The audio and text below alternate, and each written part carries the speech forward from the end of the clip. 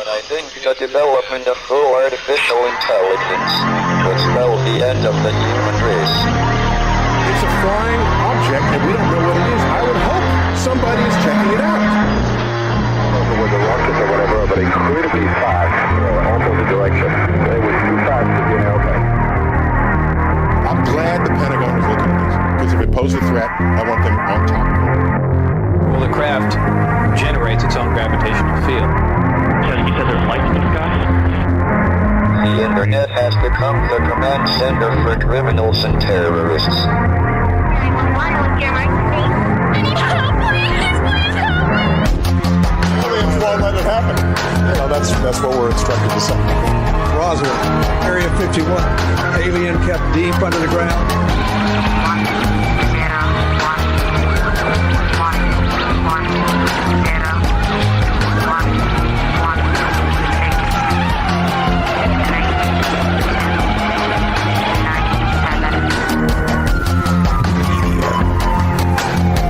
Doesn't have your best interest in mind. The government is self-serving. You're here for a reason. You're listening to Troubled Minds Radio.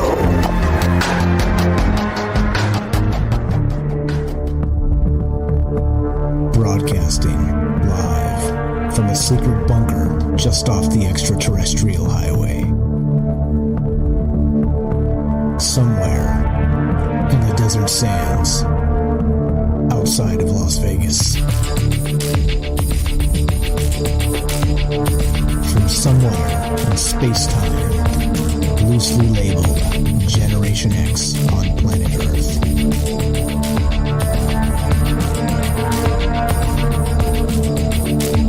And asking questions of you in earnest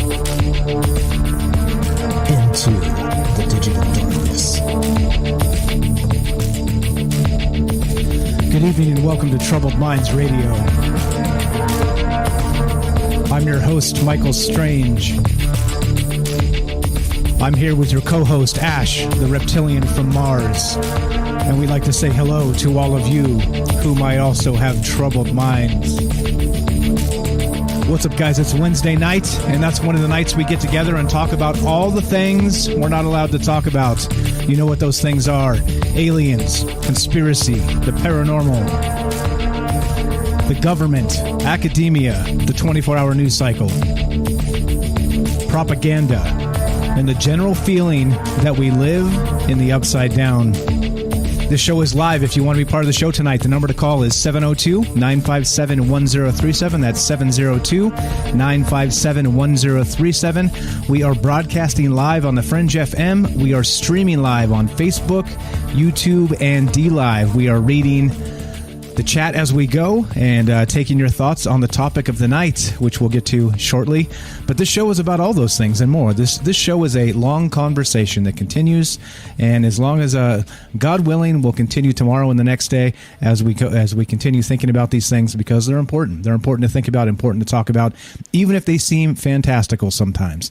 So here we are doing this. Let's reach out to our co-host here, see if we can get a solid connection to Mars. Earth to Mars. 1, 2. Ash, do you copy? Are you there? Hello, humans. How are you doing tonight? Yeah, good, man. That your connection sounds fantastic. You must have had like a helicopter land on your planet recently or something. Yeah, I just managed to steal some parts from the Jeff Bezos slave camp here up on Mars. And, I got that in there. And, I noticed there was some stuff flying around here. But I don't know, man. That could have just been out in the Nevada desert, right? Possibly. You never know with NASA. So they say. So welcome to the show. This is Ash, the reptilian from Mars, guys. And we're talking about all the things we're not allowed to talk about. Namely, the topic for tonight. Why don't you break the ice here and tell them what's on our mind tonight? Yeah, so I worked on an episode actually for my channel about this subject a while ago, and it didn't really feel the need to revisit it, right? We've already done a show kind of on this subject, but with the recent events, the what do they call it? The pattern is starting to emerge. So we're going to be talking about potential alien false flag. I know that a lot of viewers, a lot of you guys have been mentioning it in the chat over time. Hey, what about the alien false flag? I see it on all the Facebook groups, all these different kind of groups. So let's get into it. We're going to talk about it tonight. Is that, we hear about all the rumors. Is that what's on the menu? Let's explore it. Let's look into it. And most of all, we want to hear what you guys think. So we're gonna go through some stuff. And what do you think? Do you think the government is capable of?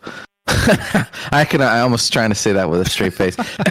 Do you think the government is capable of faking an alien invasion for their New World Order agenda, or is you think that's all malarkey? As they say. So call in. We'll hear from you and see what you guys think. But that's the topic for tonight. There you go. So, as you know, we broadcast live Tuesday, Wednesday, Thursday at 7 p.m. Pacific, and so this is Hump Day, I guess you would say, and so we're going to call it Alien Hump Day because Ash is here, and we also have we're talking about the false flag alien invasion. And for the folks that don't know, this has been kind of kicked around as rumor in conspiracy land for quite some time. As you know, if you pay attention to the news in any capacity, and politics, and you're able to step outside of the lefty righty paradigm and all the poo flinging at each other and all this other stuff, you'll, in my opinion, I'll say you'll start to realize that both sides are working together, and they're working together against us.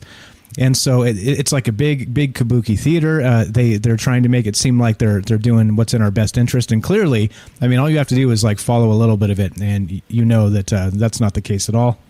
Don't get me started on taxes or healthcare, because it's broken as hell, and et cetera, so on. But the point I'm trying to make here is that if you pay attention, it seems like the legislation that keeps happening and keeps rolling through seems to be maybe angled against us, in that there's an ulterior motive, let's say, of many of you have heard the term the New World Order. Okay, many of you have heard the term globalists.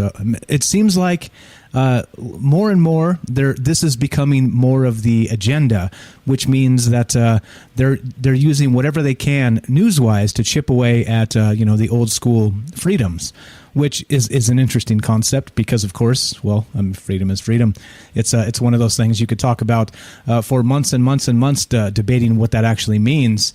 But they did in 1776, and they wrote this thing called the Bill of Rights, and so I mean, so we don't have to, but I think we do have to make sure that we pay attention to those freedoms now, and instead of letting them kind of pull some shenanigans and take these things away, take away our basic autonomy for power, basically, for a power grab. And some have said, and in regard to the New World Order, that the eventual takeover of the NWO would be a false flag alien invasion. And some people know this as Project Bluebeam, Serge Monast. We'll get into that a little bit as we go and some of the rest of this, but go ahead. I know you got some stuff to say there. Oh, no, and so, if you guys are listening to this, you probably already kind of have an understanding of this, but governments would literally they have contingency plans on contingency plans for all sorts of stuff, right? So, for instance, the Evergreen thing, like the ship going sideways, who's to say that wasn't some operation by some government or agency? You just never know. And when it comes to controlling and power of your population against your opponents, all is fair in love and war. So there's something that's pretty standard in military. This is standard. This is like, if people don't know this stuff, it's hard to talk to them about. But false flag is standard. Basically, like, your population doesn't want something, or it has no interest in doing stuff. So you create these false flags to create a narrative to kind of change things, right, as a catalyst. So the good old saying is problem, reaction, solution, right? And so the problem, what it doesn't work if the population knows, like right off the bat. If they already know what they're going for, it doesn't work. And so knowledge is power in this scenario, like knowing what they're kind of hoodwinking us for, and is the important thing to know. And so, will a false flag happen? Who's to say? There's probably a lot of false flags that never happened. It just wasn't convenient or whatever.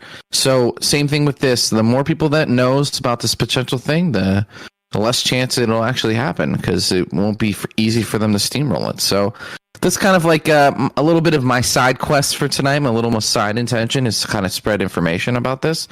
And we're going to mention someone who is very adamant, who's been doing this for a while. Honestly, you got to give him credit. He's a little bit of a wacko, but you got to give him credit. It's Dr. Stephen Greer, who's been blowing the horn on this for a lot, and we're going to talk about him tonight too. So it's a standard thing. False flags. It's not crazy. Like if you go through history, they've done it before. They've been caught. So it's just literally a standard government tactic. Like if you go to government like corruption school, like this is going to be class 101. It's going to be class. Funny enough, the very, very first episode we ever did of Troubled Minds, we were talking about just a basic conspiracy theory. And of course, the first thing that came up was false flags. So here we go. I'm going to give you guys a definition from dictionary.com. A false flag is this: an attack or other hostile action that obscures the identity of the participants carrying out the action while implicating another group or nation as the perpetrator. So it is widely, this is me again off of the dictionary here.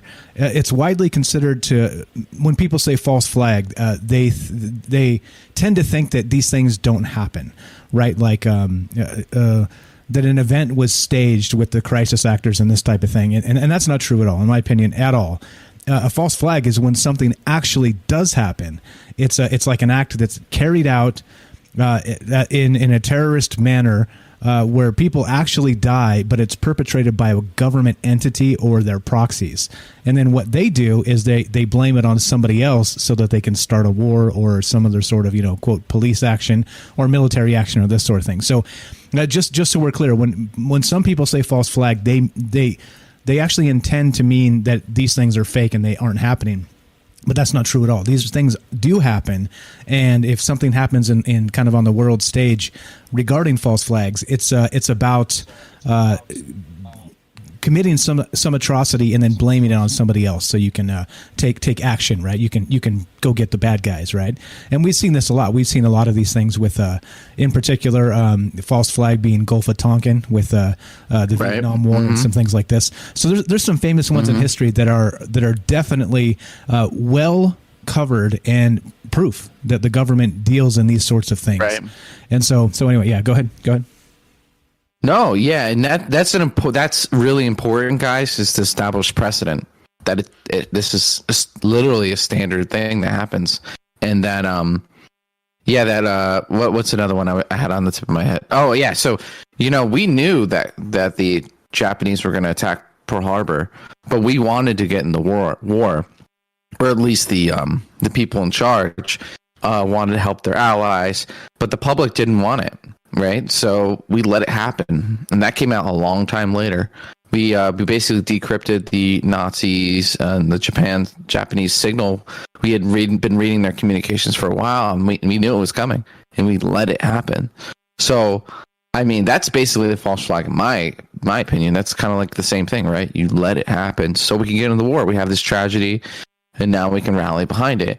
So, I mean, when you're playing the chess game at the top, it's really easy to like dehumanize the people, the little chess pieces at the bottom. But when you're a chess piece at the bottom, you're like, what the heck, right? So I mean, it's just a part of human nature. So anyway, yeah. We'll get into it. We'll present some evidence. We'll talk about it, and then like always. Oh, what do you guys think? Go ahead, Mike. Do your plug, bro. You're so good at it. I love hearing it. Go ahead. 957-1037. That's 702-957-1037. We're doing this live to include you. So at any point during the show, you're welcome to call. You can also join the Discord at troubledminds.org, the official website. Phone number's there. Discord link is there, and you can be part of the show that way. And so let's get started like this. This now. Now, many people have said recently, I've heard people say this to me specifically. They know I'm kind of like a tinfoil wearing woo-woo type, right? Which, you know, I've been called worse things. So that's totally cool. I've been called way worse things than that. But they'll, you know, I'll get people text me or call me and say, hey, did you hear about this particular thing or that particular thing, right? And they'll ask about the media and how it's now tipping toward covering UFOs quite a lot. Things like Ancient Aliens, right? Like it's been like running on History Channel for a very long time now. They're like season 22 or something ridiculous like that. But there seems to be like this media saturation, not just with television and movies, but everything, radio, you name it. And so part of that seems to be people asking me the question: do you think that all of this is fake, like 100% phony? And the only thing that's happening is we're being saturated with this information because they're setting something up for the future, right? And so that is kind of what, again, you know, people bounce it off me. I have people asking me the question, like, what do you think about that? And I think it's plausible. I think it's definitely plausible. And you got to think about it in terms of like taking over like a population, right? If you have actually, let's hear it from Ronald Reagan himself. So speaking of media saturation and the things where this stuff gets super coverage and clickbait, and you know, on television, in the movies, it's aliens all the damn time now, right? It's happening all over the place, kind of no matter where you look. Fox News is covering it, even CNN dipped into it recently, and so we're definitely getting this. You know, some people call it good; they call it disclosure. Other people call it disinformation, right? It just depends on who you ask. But let's go back to the 80s. And a sitting president actually had this to say, and this is a shout out to Ash for putting this together. But this is from his video that we'll share as we go. But this is Ronald Reagan discussing exactly this scenario. Now think about it. Think about it. If the aliens invaded, what kind of power could a government move to do? They could very much like Star Wars, right? Just kind of suspend the Senate for brevity of decisions and decision making, and basically suspend democracy and freedom in the name of national security. And so those are the types of things they could do. But let's hear what Ronald Reagan had to say back in the 80s. In our obsession with antagonisms of the moment, we often forget how much unites all the members of humanity. Perhaps we need some outside universal threat to make us recognize this common bound. I occasionally think how quickly our differences worldwide would vanish if we were facing an alien threat from outside this world. And yet, I ask you, is not an alien force already among us? Is not an alien force already among us? Ronald Reagan. And so we actually did a similar show maybe about 8 months ago. And the thing that Ronald Reagan said right there specifically, he didn't say it one time. This wasn't a one-time speech, right? It gets famously played. And he actually said it several times in several different speeches. So it wasn't kind of like an off-the-cuff one-off, or maybe his speechwriter was like an alien antagonist or something, right? A sci-fi fan or whatever. He said it multiple times in different scenarios. I think one was at the United Nations. And I mean, I think that's what we're looking at tonight. Sitting presidents speaking in ways like this kind of makes you raise your eyebrow, does it not? Right. Exactly. And so, you got to pay attention to the rhetoric that our leaders say. And I think we do that a lot on the show, just like, you know what I mean? Just doing the show, right? We're listening. You hear these things that they're saying, and you know that these are all prepared speeches, agendas, behind closed doors. They have plans, they plan things. And who knows, even the president or whoever's delivering the speech, how much they're actually in on it. But they have a script and they go out and they say it. And you kind of have to kind of like read between the lines and try and figure out what's going on behind the scenes, right? Behind the Wizard of Oz, what's the guy in the man behind the curtain? Yeah, the man behind the curtain. Like, you got to find out what the man behind the curtain is and what they want. And so back then there was a lot of rhetoric about there's kind of like, saying, what if there's an alien force to unite the world. Around the same time, there's a lot of New World Order rhetoric. The New World Order, that was like a common term. That was literally a plan. That was like an idea that these elites had. And it seems, looking at the UN, its behavior, it seems like they really never let go of that idea. It might have changed. It might have transformed, but it's still some sort of like global government system that they're kind of looking into. I don't know. Again, we don't have all the answers. We're trying to put together the puzzle like you guys. But yeah, it's pretty interesting that Reagan said that, right? That's on the record. And then that's at a UN conference. That's like in front of everyone there. Yeah, everybody with their little decoder rings in their ears, right? Because everybody speaks a different language, so they've got the little headphone on that translates in real time, so they can hear what's going on. Those things, right. Those things are totally the best. Right. But yeah, so that's what we're talking about tonight. That's the question, and so we want to know what you guys think. With all the media saturation regarding aliens, right? Again, with Fox News, CNN, you just go look at the movies. You turn on Netflix; it's everywhere. I mean, we're talking about it constantly. We're following up on George Knapp and people like Stephen Greer, and we're kind of a byproduct of that. I don't think. I mean, many could accuse us of being the same thing and trying to bring in some sort of alien false flag, but I assure you that's not the case here. But whatever, you say what you want to say about us, but we're kind of a byproduct of all of this media saturation about aliens and about these type of conspiracies that, of course, as we said before, and Fox Mulder has said in X-Files, is that if aliens are real and do exist, then it is probably one of the largest operations carried out, psychological operations, one of the biggest secrets hidden from humanity in history, right? That's definitely a fact. But then, kind of like we said previously on this show, is that if that's the case, how about this? What about the largest psyop in humanity carried out is that they want us to believe these things, that there are actual aliens out there in the Roswell crash and recovered bodies and these things, right? But it's all fake. It's all. I think the thing that kind of leads me to maybe consider that as a large possibility is sort of the fact that a lot of this information from quote aliens kind of circles back to like the same really tight insider circle.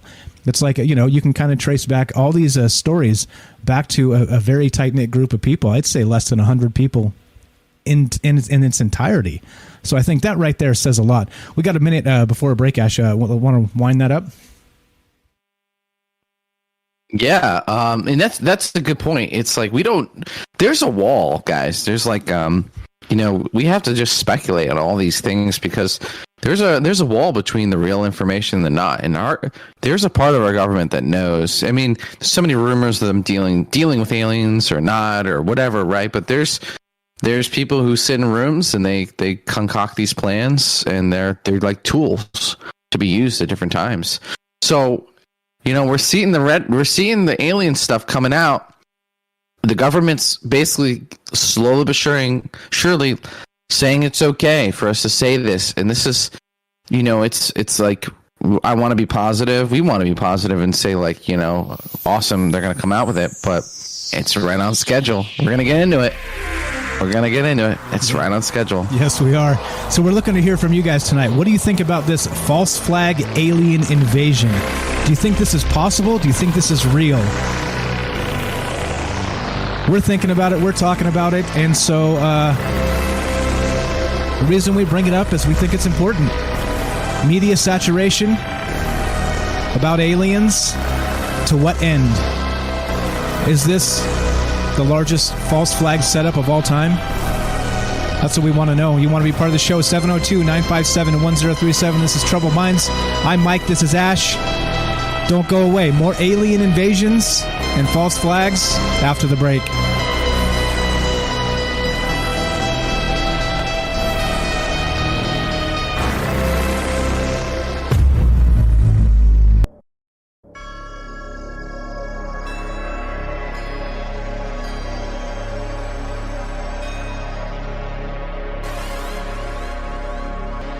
Welcome back to Troubled Minds.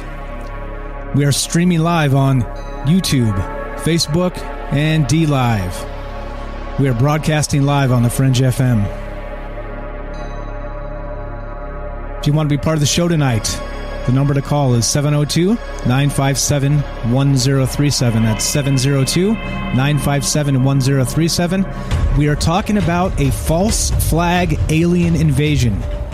Do you think, given all the media coverage and media saturation, it's possible we're being prepared for the greatest psyop in the history of mankind? And oddly enough, that psyop has actually nothing to do with aliens at all. It has to do with the fear of aliens. And, of course, like we always say, they may or may not even exist. It depends on who you ask, right? So a very highly contentious point in some circles. And that's really what we're talking about tonight. Earth to Mars. Are you there, Ash? Welcome back to the show. I'm here. I'm present. I got my Mars juice. I'm sipping, and I'm ready to talk about some fake aliens, I guess. Instead of normally we talk about real aliens, I'm talking about fake aliens. Fake aliens. Love it. Okay. All right. Just making sure we got a solid connection to Mars tonight. Okay. So everything's good. We got a phone call. Let's go right to this phone call. And this is Tim from Georgia. Let's see. Make sure all the buttons are pressed correctly so Ash can hear and everybody can hear. All right. I think we're good. Let's go to Tim in Georgia. Let's see. Push the button. Come on, Mike. You can do it. You can work the phone software. Let's do it. What is going on with this? Oh, there we go. Tim from Georgia. You're on Trouble Minds with Mike and Ash. How are you? Can you hear me, Mike? Just fine, sir. Loud and clear. Go right ahead. Okay, I can hear you. If you look up who George Van Tassel was, he was the first person to ever claim that he had been contacted by aliens. He did so in 1952. He wrote a book about it, and the FBI, under Freedom of Information Act a few years ago, released the documents it's under Galactic Coin Intel Pro because there's actually, the FBI has been very heavily involved. If you say you're an alien or you've been contacted by aliens, then they have a file on you and are literally keeping tabs on you. There's hundreds of people that have been admitted to over the years that they keep tabs on. And one of the reasons why goes back to George Van Tassel, who created this story, wrote a book about it, and then everybody else who waited 2 or 3 decades after that book was out, in the late 70s, in the 80s, you had Alex Collier and all the rest of these people come out and say, okay, we've been contacted by aliens. We're speaking to Commander Ashtar.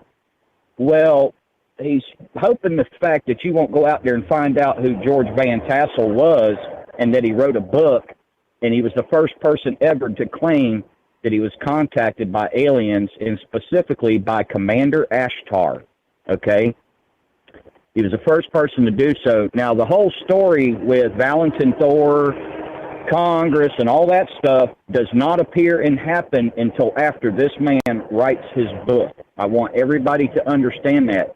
It's called an information funnel, and you have to be able to identify those and then work back from that information funnel to find out who's responsible for it, because they control the box and the information going in that box and what comes out on the other side of the box. You can put whatever you want into it. It's what comes out of it. That's what I'm trying to explain to you. So you have a whole network of people, Simon Parks, you have all these people, and these people are also involved with the 17th letter stuff that you see today, trying to convince people of the deep underground military bunkers, trying to convince people that there's reptilian aliens and all this other stuff that's going on. And just understand, this all goes back to George Van Tassel, and the next 2 decades after that, it was a free-for-all. You got to remember, there was no internet back then. And people who wrote made a living selling their books. And publishers peddled books. You know, they did promotions. Advertising was done different back then. And then you had a period of history for America through the Vietnam War, the 60s and into the 70s, where the whole UFO thing just about died out in the favor of cults. satanic cults, ritualistic cults. You had Jonestown. You had all these other organizations spring up that eventually became the Branch Davidians and all these things. And all these people have one thing in common, folks. They're all saying that a benevolent civilization is talking to us, telling us we need to do all these things in order to achieve greatness, to take our place amongst the stars. And I just got to say, baloney. If killing hundreds of millions of people through those decisions is from a benevolent being, I'll eat my hat.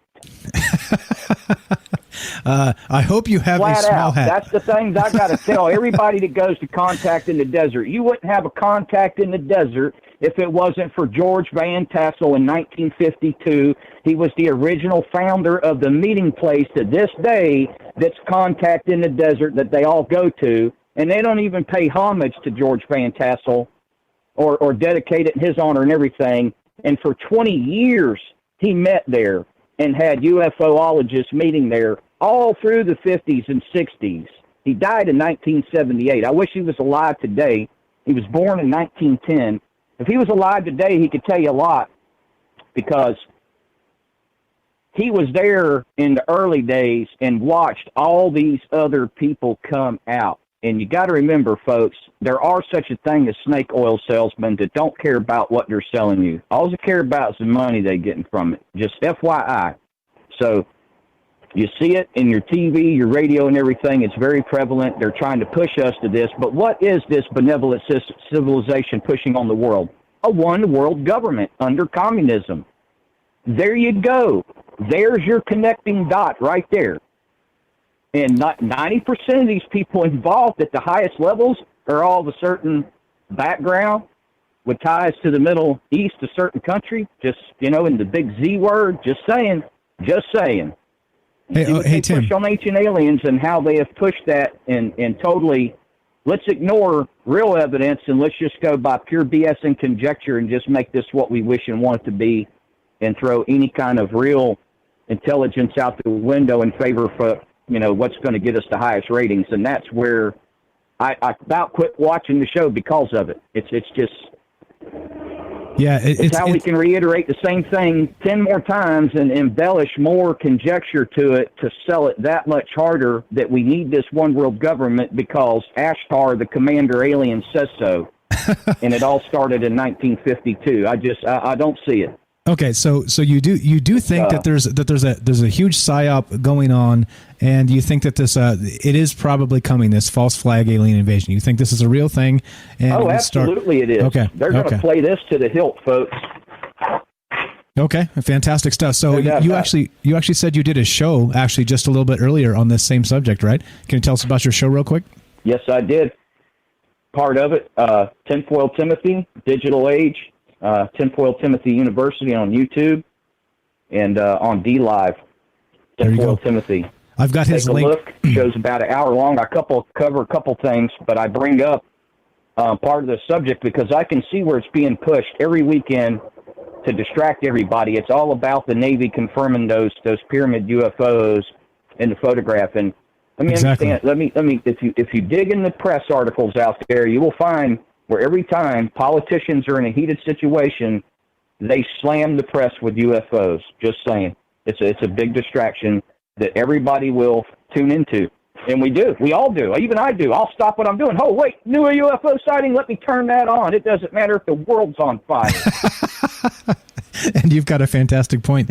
I did link. I've always got a link to their show. Tim here and his friend John. They have a show called Tinfoil Timothy. It's on D-Live and some other places. You can find the links down below after the show. I always link to these guys. Smart stuff. I appreciate the call, Tim.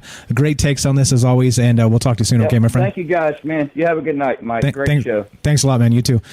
Great takes on this stuff. So did you catch that, Ash? It seems like, with all this mass media maybe manipulation going on with ancient aliens and kind of maybe we are being prepared for something, just not the thing we thought we were being prepared for, huh?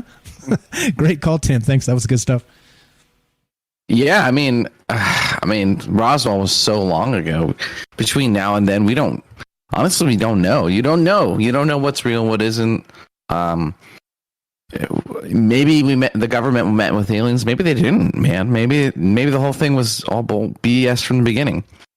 Ashtar Galactic Command. Isn't that the Ashtar Galactic Command? You know, that kind of sounds like, oh man, that sounds so cheesy. It might be real for all I know, but you know, but wait, isn't that the one with the signal? Then Ashtar Galactic Command. So right? I think that was probably regurgitated from the days of old, and this is exactly what we're talking about. I think given enough, maybe sniffing out the origin of many of these stories, like I said, it's unfortunate to me that we end up having these same 100 sources. I think if you're being generous, you could say 200 sources. The stuff literally all comes from the same people. It has for so many years, and we're supposed to act like that. It's not possible that this is a psyop or could be a psyop.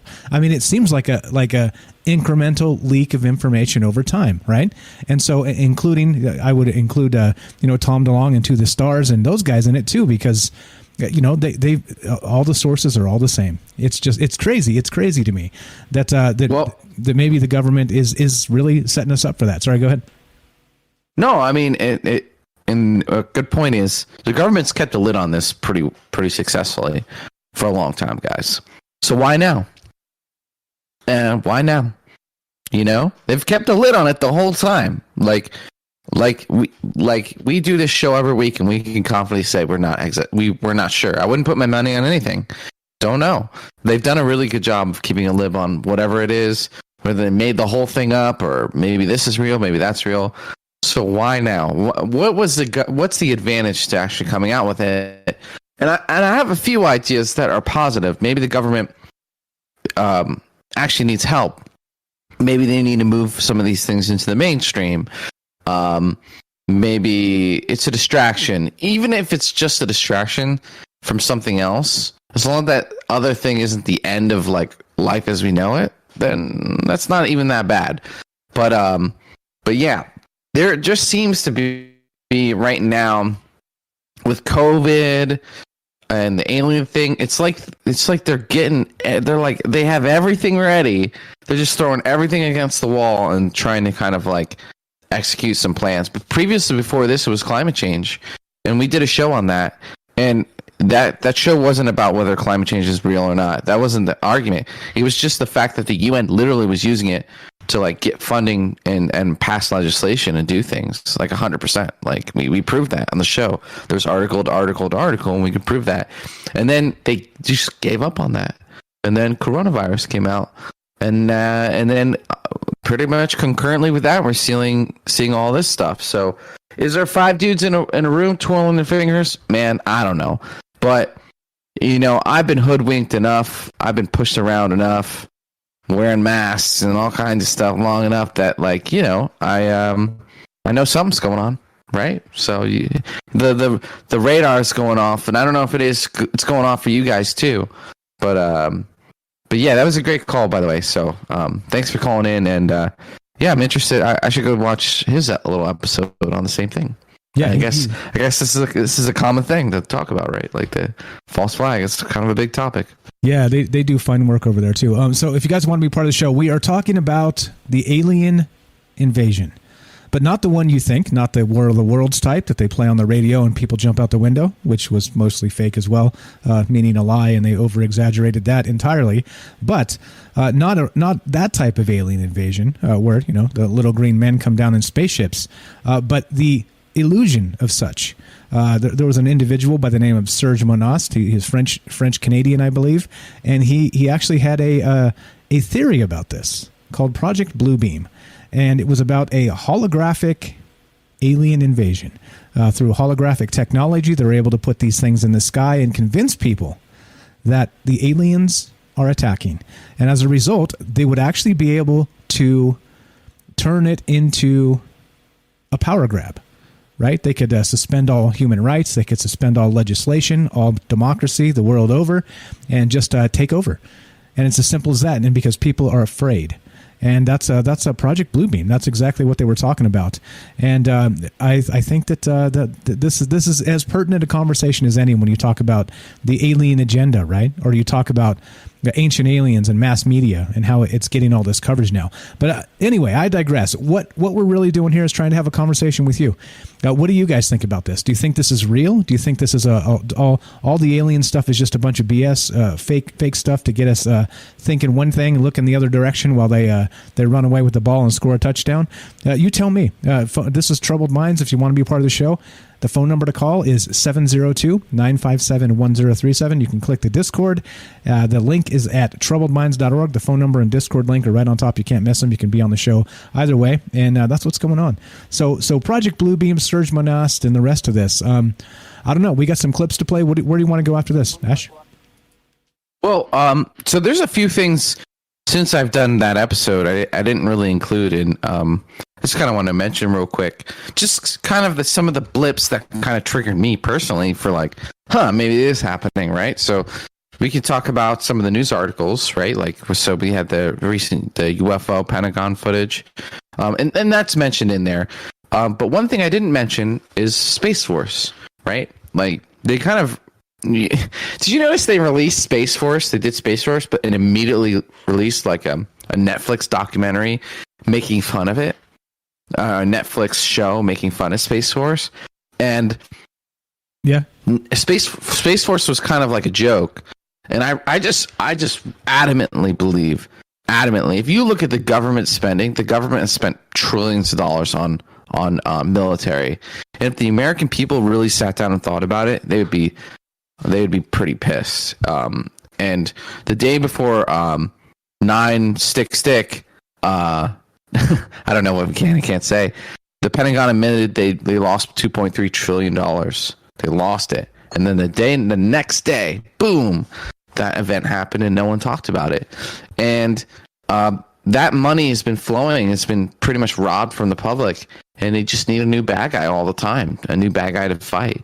And it's just, Space Force was formed. And Trump was terrible at keeping a lid on his mouth. We can all agree on that. Whether what side you're on the aisle, we can agree on that. And he said we're doing a tremendous amount of things in space. Whoa, wait, what? What? Whoa, bro! What do you mean? What are you doing up there? Like, and that's one of the reasons they really didn't want him in there. It's because he couldn't keep it secret. One of the reasons. Yeah. One of the reasons. Yeah. Yeah, and it's like, what are you doing up there, and what are you spending all our money on? Anyway, so let's move forward. Let's get through some of this, but I just wanted to mention that. So. Perfect, and actually, so I actually equated it at the time when we were covering Oumuamua. I thought Space Force was to maybe handle something up there they weren't telling us about. We have a phone call though. Let's go to this, and then we'll keep on rolling here. Let's see, Paul from New Hampshire. You're on Troubled Minds with Mike and Ash. How are you, my friend? Hey, how are you guys? Hey, great subject tonight. Love it. It's funny. I've been thinking about this, and I think I can have some evidence that might sway people's minds one way or the other. Who knows how it works? But let's just look at what's happened lately in mass media. Number one being the videos that were released that were at first claimed to be military that wound up being nothing more than night vision scopes of airplanes. My question is, why are they doing this? Why are they putting this on mass media now when they have real evidence? Okay, we have real evidence. We have, I think your question was, Mike, when I called, when I was listening to this, is this real or is it not? Well, damn straight it's real. And like I said, the evidence is right there for anybody to see. Why would they do what Ash just mentioned? You have these videos of the Pentagon Pyramid, which were real, by the way. There were two different videos that came out of a guy driving around in his car. Very hard to fake unless they were top-of-the-line CGI people. And if that's what it is, again, there's a reason they're doing this. It's disinformation. We're going to do the best UFO video we can, put it on CGI, and then shove it down your throat. So when later down the line you find out it's CGI, you're not going to believe it. But, I fully believe those were real videos. And that's coming from experience because I've seen this happen. And now lately you have this video that's come out that's, a pyramid. And pyramids chasing a Navy ship. This thing went viral within days all over. Tucker Carlson on Fox News is talking about it. And then you have, again, what Ash mentioned, Trump coming out talking about the Space Force. And what the hell is going on? Why are they using fake videos to try and prove the point that most of us that with half a brain already know, by the way? Maybe if you're younger, you haven't studied this, but don't know the difference between CGI and real videotape, which, by the way, I know all about that, as you know, Mike. And where are they going with this? What's the point? It's kind of scary. That's all I can say about it. It's kind of scary. It is scary. So you think it is possible they're using fake videos and mass media to drum up some hysteria so one day they can tell us the aliens are here and do what they will, right? Or you're saying that's possible? I think that's absolutely possible, and I think it also goes back to what Ash said about money, about funding military, funding, giving them a reason to put up walls that, look, obviously we built a wall to stop aliens, but they didn't have antennas, so that got taken away. So now we're building walls that are going to stop aliens that have been here all along. And we need to build a space wall. That's what you're saying. Yeah, you got it, Ash. You got it, man. Yeah. Now we need a space wall. So we're going to take all the money away from that because it doesn't matter. By the way, if we have to build a space wall, guys, we're already screwed. I hope that was, we're already screwed. Let's build a space wall. You think that's going to stop the powers that be? We can't stop what's happening right now. Even good notes happened, and it's all turned into a narrative and a rhetoric that everybody's bad, no matter, if you don't think like me, you're bad. So here we go from being nut jobs that figure this stuff out to being people that, are actually talking about it. And heaven forbid we do that. I'm going to be named a drunk guy in a field, according to Tucker Carlson. Hey, Paul, we got to go. We're up against a break here, but I appreciate the call. Everybody, this is Paul from New Hampshire UFO Hunter on YouTube. Go check him out. Go follow him over there. Paul, thanks for the call. Great stuff as always. We'll talk to you soon, okay? God bless, my friend. Hey, guys. Yeah, appreciate it. Be good. Thanks a lot. You too, man. There we go. All right. So as we finish that call up, thank you again, Paul. Fantastic stuff. We're talking about our thing. We're doing what we do on Troubled Minds and going through the gamut of possibilities. Right. I think you have to keep an open mind about all these things that are possible as they kind of clunk out in the media. Right. And as a result of that, here we are talking about it. So we're talking about the false flag alien invasion. Do you think we're being set up? Do you think government is in league through Project Mockingbird and Operation Mockingbird, working with the CIA to perpetrate a hoax, an alien hoax, so they can take whatever they want to take? We want to hear from you. This discussion continues after the break.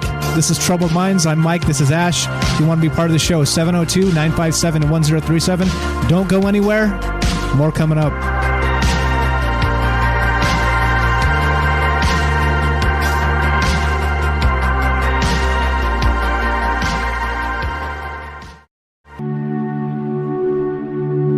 I wish none of this had happened. So do all who live to see such times, but that is not for them to decide. All we have to decide is what to do with the time that is given to us. There are other forces at work in this world, Frodo, besides the will of evil. Bilbo was meant to find the ring, in which case you also were meant to have it. And that is an encouraging thought.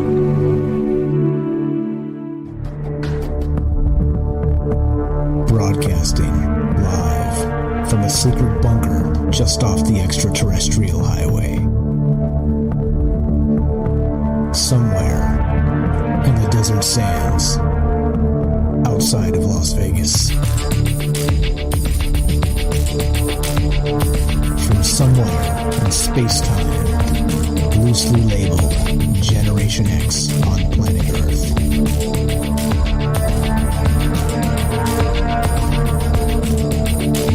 And asking questions of you in earnest into the digital darkness. Good evening and welcome to Troubled Minds Radio. I'm your host, Michael Strange. I'm here with your co-host, Ash, the reptilian from Mars, and we'd like to say hello to all of you who might also have troubled minds. This show is live. If you want to be part of the show tonight, the number to call is 702-957-1037. That's 702-957-1037. We are streaming on Facebook, YouTube, and D-Live. We are broadcasting live on the Fringe FM. And tonight, we are talking about the false flag alien invasion. Do you think, with all of mass media, the government, and the things, let's say shows like Ancient Aliens and all the coverage of UFOs recently with CNN and Fox News, do you think that the greatest cover-up in the history of humankind is not that aliens exist and they're not telling us, but that they don't, and they're trying to make us believe that they do? There you go. Let's turn it all upside down and talk about it. That's what we do here on Troubled Minds, to discuss all these crazy things. And we do it to include you. 702-957-1037. TroubledMinds.org is the official website. Phone number is there. Discord is there. All the things are there. One-stop shop, and you can find all the things Troubled Minds. Welcome to the show, Ash. Earth to Mars, tune in Mars. Are you there, my friend? What's up? How you doing? I'm here. All right. So we have a phone call here, but you want to kick anything in? Maybe a re-intro as we start the top of the hour here, and then we'll get going with a phone call. Yeah, guys. We're talking about the false flag alien invasion. Do you think it's coming? Do you think it's on the menu? Do you think that's what we're ramping up toward? Are we ramping toward disclosure and a happy utopia where we meet aliens? Blob 5 comes down. We invent a new human alien handshake. We start eating alien food and doing all this alien stuff and clapping alien cheeks. Or do you think the government is up to its nefarious things? They're getting ready for an alien false flag. I'd like to hear from you. Call in. That's what the show's all about. And that's what we're talking about right now. How is that, Mike? Was that pretty good? Is that all right? Perfect. Speaking of which, we got a couple phone calls. Let's go straight to them. Let's go to Beechwood in Massachusetts. You're on Troubled Minds with Mike and Ash. How are you, my friend? Hey, what's up, man? Beechwood, calling from the padded room. Right on. But, I'm glad they let you out for one phone call a day, and you call us. my one phone call a day, they don't take the straitjacket off, so Okay. they got to hold the phone for me. All right, we'll be easy. But, what do you think about this false flag stuff? It's going to happen. If it's if the government's involved, a false flag is going to happen. I still believe in aliens that they're here.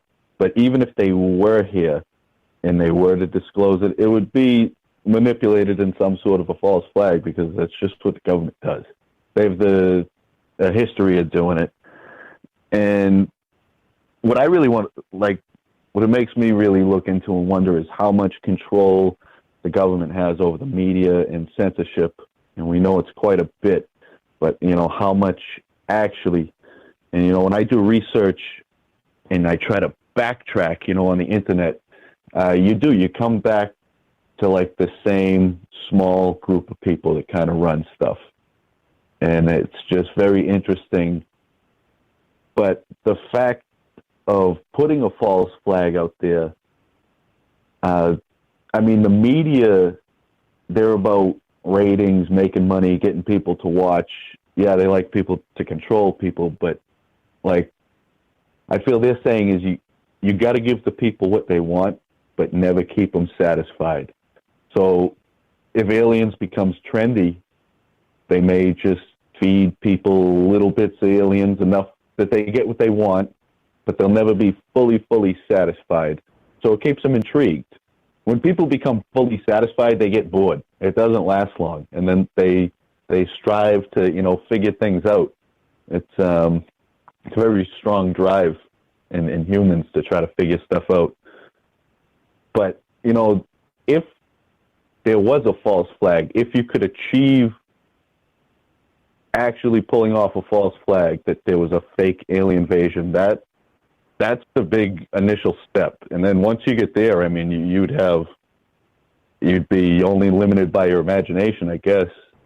You could get away with literally murder. If we have technology that nobody knows about, you could kill masses of people and say it was aliens that did it. You could say that there's aliens, but they only want to talk to us. And you could start this chain of command that gets all discombobulated and disoriented. And the media and the government has control over that right now. If you look at, the way our society, what they put out there, people eat it. And I'd say the general percentage of the population does kind of buy into it.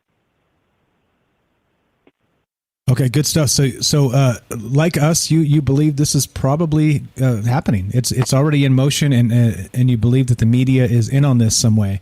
I think that it's as often as we talk about aliens and discuss extraterrestrials as being possible, I think that as much this type of this topic should come up from time to time, because you can't actually. For instance, in the chat here, Axel says this: media is controlled by 4 companies that get tons of money from the government. They don't have to censor them directly. And so it kind of goes back to what I was saying earlier, is that all of the information we're getting regarding UFOs, UAPs, aliens, all this stuff, it always sources back to like a very small group of people. And, these are the folks we're supposed to take for their word. And, let's say, I'm not going to name any names, but let's say pick a notable person in ufology. And let's say something comes out released from this individual. I'm not saying that individual is lying. I'm saying they may have been seeded with false information and told it was real. You see what I'm saying? If all the sources kind of come from inside the government, I think it stands to reason that we're kind of buying hook, line, and sinker a bunch of BS that they're trying to feed us, right? Absolutely. And I 100% believe in extraterrestrial so also. But I think it's going to be like some sort of like a Mexican standoff, like this 3-way thing where the government gets to play the middleman. But it's like the government is the house, though. They have the edge already. They're the casino, and we got to gamble on it. And you just can't. You can never beat the house. They got the edge, and that's what I feel the government knows. So it's also interesting if they say there is no alien. We're somehow, the only life here, at least that we know about, that's remotely close, and the general public just won't stop saying, no, there's aliens. Eventually, does the government say they want aliens? Just lie to them. Like, give them what they want, lie to them, and then see where it goes from there. Like, it could be one of those situations. Yeah, and again, we're left with no information, trying to figure out what's real and what's not, and probably a huge chunk of it's phony. Terrible stuff. Hey, Beechwood, got to cut. We got a guy right behind you on the phone. Final thought while we have you on the phone? It just reminds me of like New World religion almost. Back at one time, the Catholic Church had such a stranglehold on how things were run, and like they used to burn people at the stake, just because they convinced people, that was real. That's the way it was. So the same thing can happen. So just be open-minded. I know my ship's coming to pick me up soon, and then Earth will be doomed. Can you no give us hard feelings? I'm going to miss you guys. Okay. Use your final phone call on us. We'd appreciate that. Beechwood, you're the best. All right, my friend. Thanks for the call. We'll talk to you soon, okay? Take it easy. Thanks a lot. That's Beechwood from Massachusetts, guys, a friend of the show, calls often, and he's nice enough to call from his padded room, his one call a night. We got another call on deck, but thoughts on that, Ash, before we go to the caller? Hey, man, you know what? You're never getting out because you're never going to get a hold of a lawyer and whatever, but at least you can call in to Troubled Minds, so I appreciate that. Appreciate the loop that you're stuck in. No, but yeah, it's like I think it's a really common thing that a lot of people are aware of this potentiality, and at the end of the day, you don't know, you really don't, and he says something really really smart. The government is the house, right? Like they run everything. At the end of the day, they have the control. So whatever they kind of want to do, we're kind of at their whim, and we can read between the gaps, read between the lines, and try and figure stuff out. But at the end of the day, we don't know, and I don't trust them. I don't trust them. Do you? No, hell no. Double hell no. Like I said, don't get me started on taxes and healthcare, because you'll get me going on the government. But yeah, definitely good stuff. Let's go to the next caller, and this is the Copper Mustache from YouTube. What's up? You're on Trouble Minds with Mike and Ash. How are you, my friend?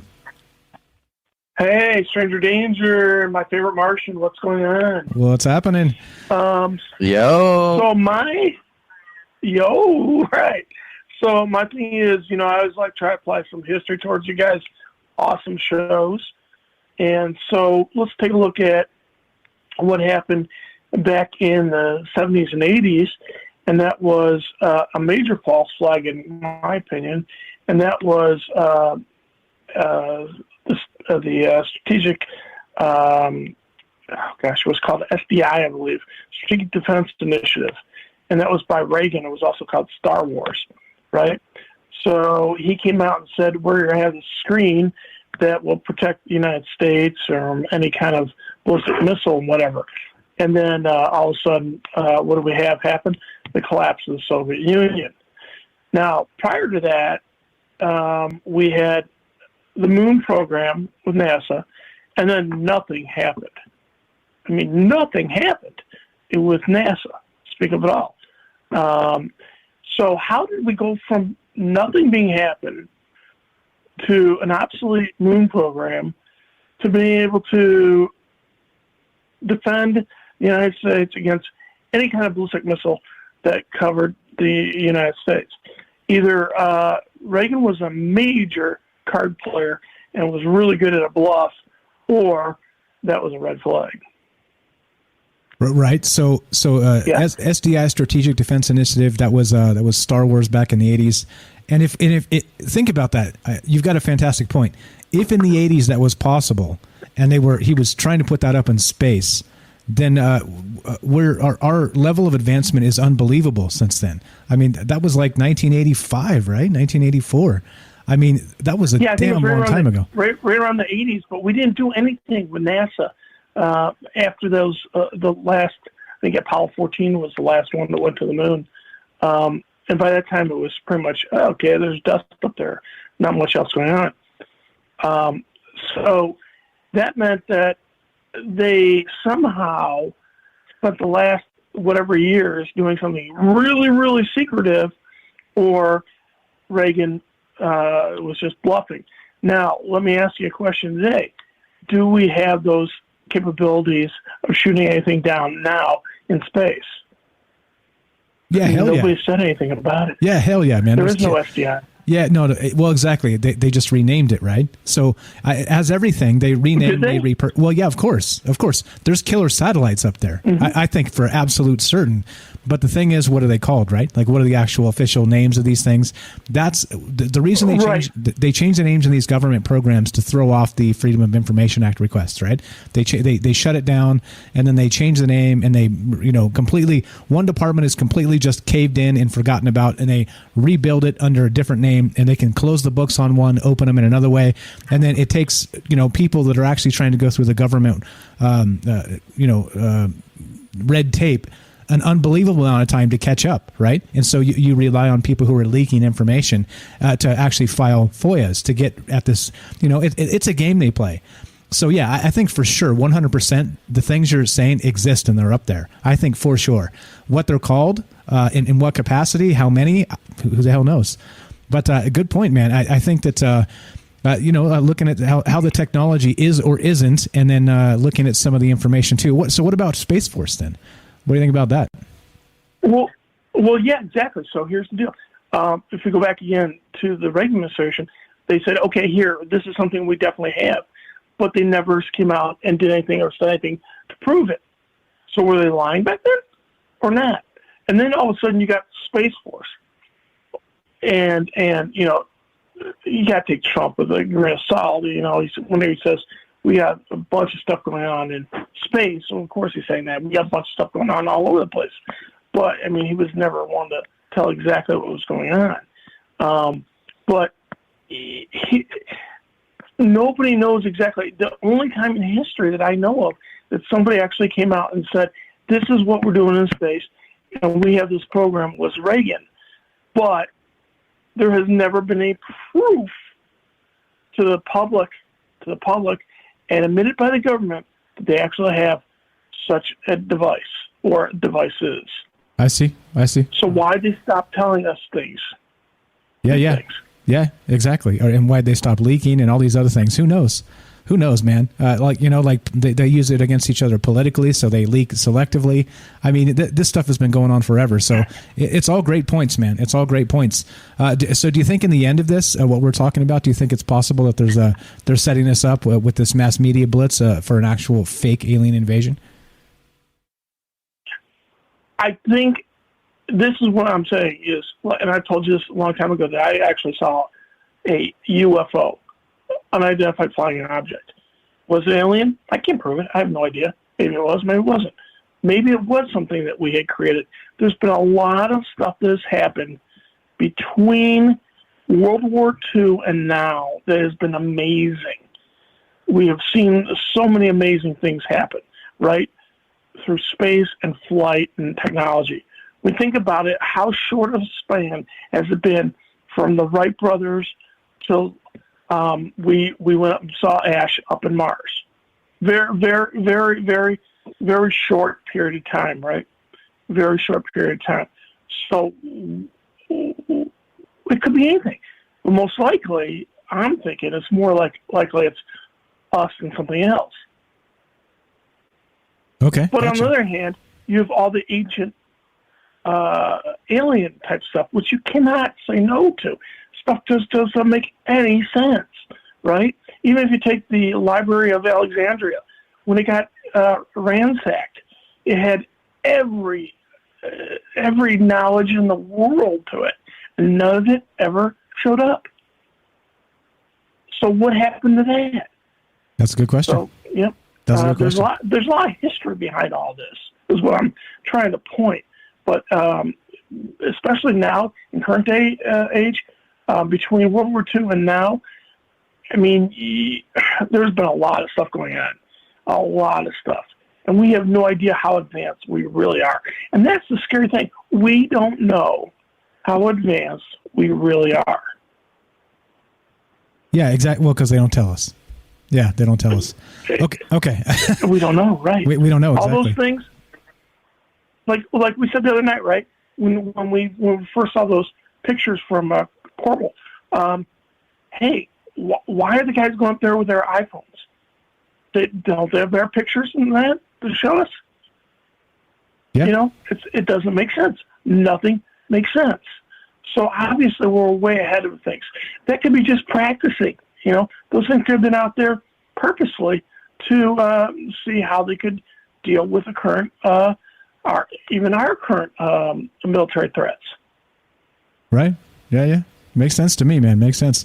And again, we're left in the end. We're left with just a bunch of nothing, a bunch of guesswork, and that's the shame about all this. Is we're all we're the ones footing the bill, and we have no idea what anybody's doing. It's crazy. We got to run, man. We got some clips to play and some narrative to get to. The Copper Mustache from YouTube. I appreciate the call, my friend. We'll talk to you soon. Anytime. Thank you. Thanks, man. Good stuff as always. All right, so we got a couple clips to play real fast. I want to get these in to make sure you guys understand what we're talking about. Now, Carol Rosen was an individual that supposedly worked with, and I say supposedly because who can verify these things, but supposedly worked with Wernher von Braun. All right, and she actually made some statements regarding these alien false flags. Okay, so here we go. Let's play a clip here real fast, and then we'll catch up with Ash. When I was a corporate manager of Fairchild Industries in 1974 through 77, I met the late Dr. Wernher von Braun in early 74.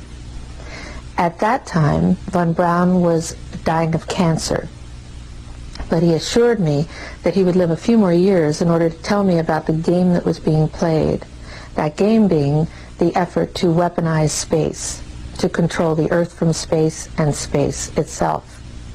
Von Braun's purpose in life during the last years of his life, his dying years, was to educate the public and decision makers about why space-based weapons are a dumb, dangerous, destabilizing, too costly, unnecessary, unworkable, undesirable idea.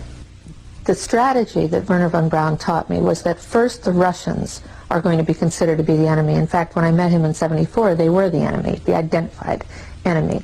We were told that they had killer satellites. We were told that they were coming to get us and control us, the dirty commies, that whole story. Okay, and so that's, again, Carol Rosen, Dr. Carol Rosen, and she supposedly worked or met or whatever. I think she worked with Werner von Braun, right? The famous Nazi rocket scientist, okay? Now listen to what he told her. It continues. Second clip, and this is the end of it, but this is what she said. First, the Russians were the enemy against whom we're going to build space-based weapons. Then terrorists would be identified, and that was soon to follow. We heard a lot about terrorism. Then we were going to identify third world country crazies. We now call them nations of concern. But he said that would be the third enemy against whom we would be needing to build space-based weapons. And the next enemy was asteroids. Now at this point, he kind of chuckled the first time he said it. Asteroids, against asteroids we're going to build space-based weapons. So it was funny then. And the funniest one of all was against what he called aliens, extraterrestrials. That would be the final card.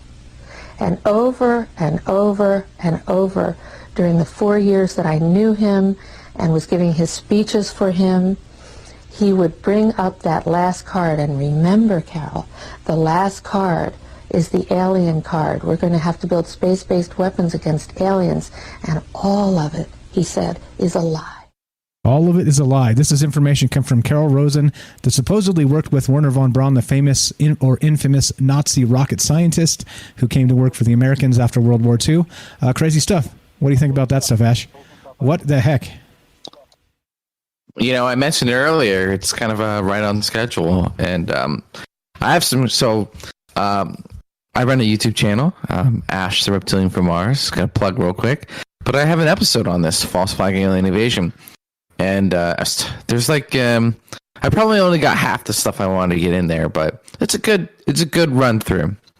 And after this clip, I present some of the things that are kind of happening now, right? Where they're talking about the alien UFOs, asteroids, and there was this guy. Anyway, so basically, you know, they have to keep inventing a new bad guy to keep the money flowing.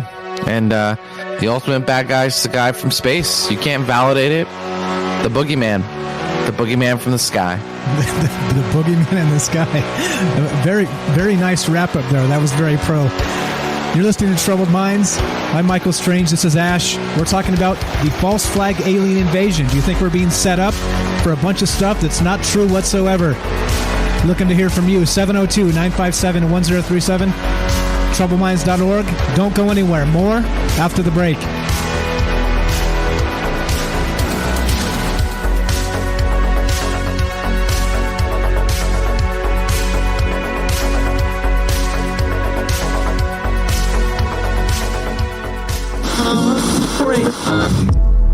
The truth is out there, and so are we. KTLK, Digital Broadcasting, The Fringe FM.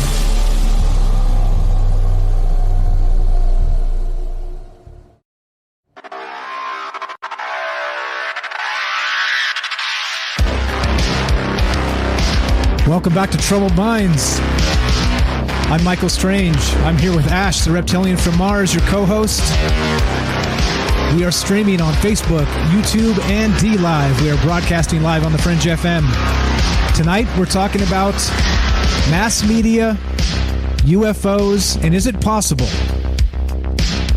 that the government is using the media to distract us from the fact that they're going to stage a false flag alien invasion?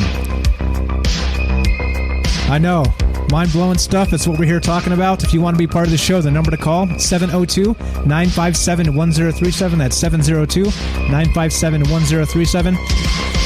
TroubledMinds.org is the official website. You can find the phone number and the Discord link there. And we're just doing our thing. We got 30 more minutes, and we're taking your phone calls. And what just happened to all of my windows? I hope we're still live. All right. Let's just assume we are. Everything just closed down all at once. Earth to Mars. Do you copy? What's up, Ash? You there, buddy? It sounds like you just took a hammer to your station, huh? Just blah, blah. Everything went down. I don't know what the heck happened. But anyway, what else? We will continue. So all right. So you were making a point just before we got interrupted there. So you want to continue with what you were doing? What you were saying? Oh man, that was like 2 weeks ago, bro. I don't know. It seems like it, right?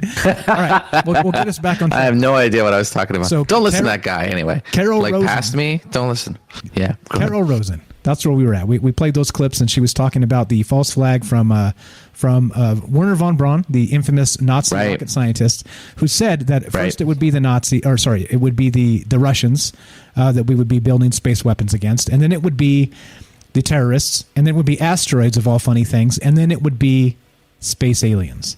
And that would be the shtick. So that's where we were at just before the break. So go ahead and carry on from there, sir. Yeah, so this is a little dense, so try and keep it fun. But actually, so if you watch this clip on my episode, I talk about this, and I even put all these nice little stock footage, search like Russian propaganda inserted in there. So it's fun. So go ahead and check it out. Ash Reptilian from Mars, false flag video. I'm really proud of that one.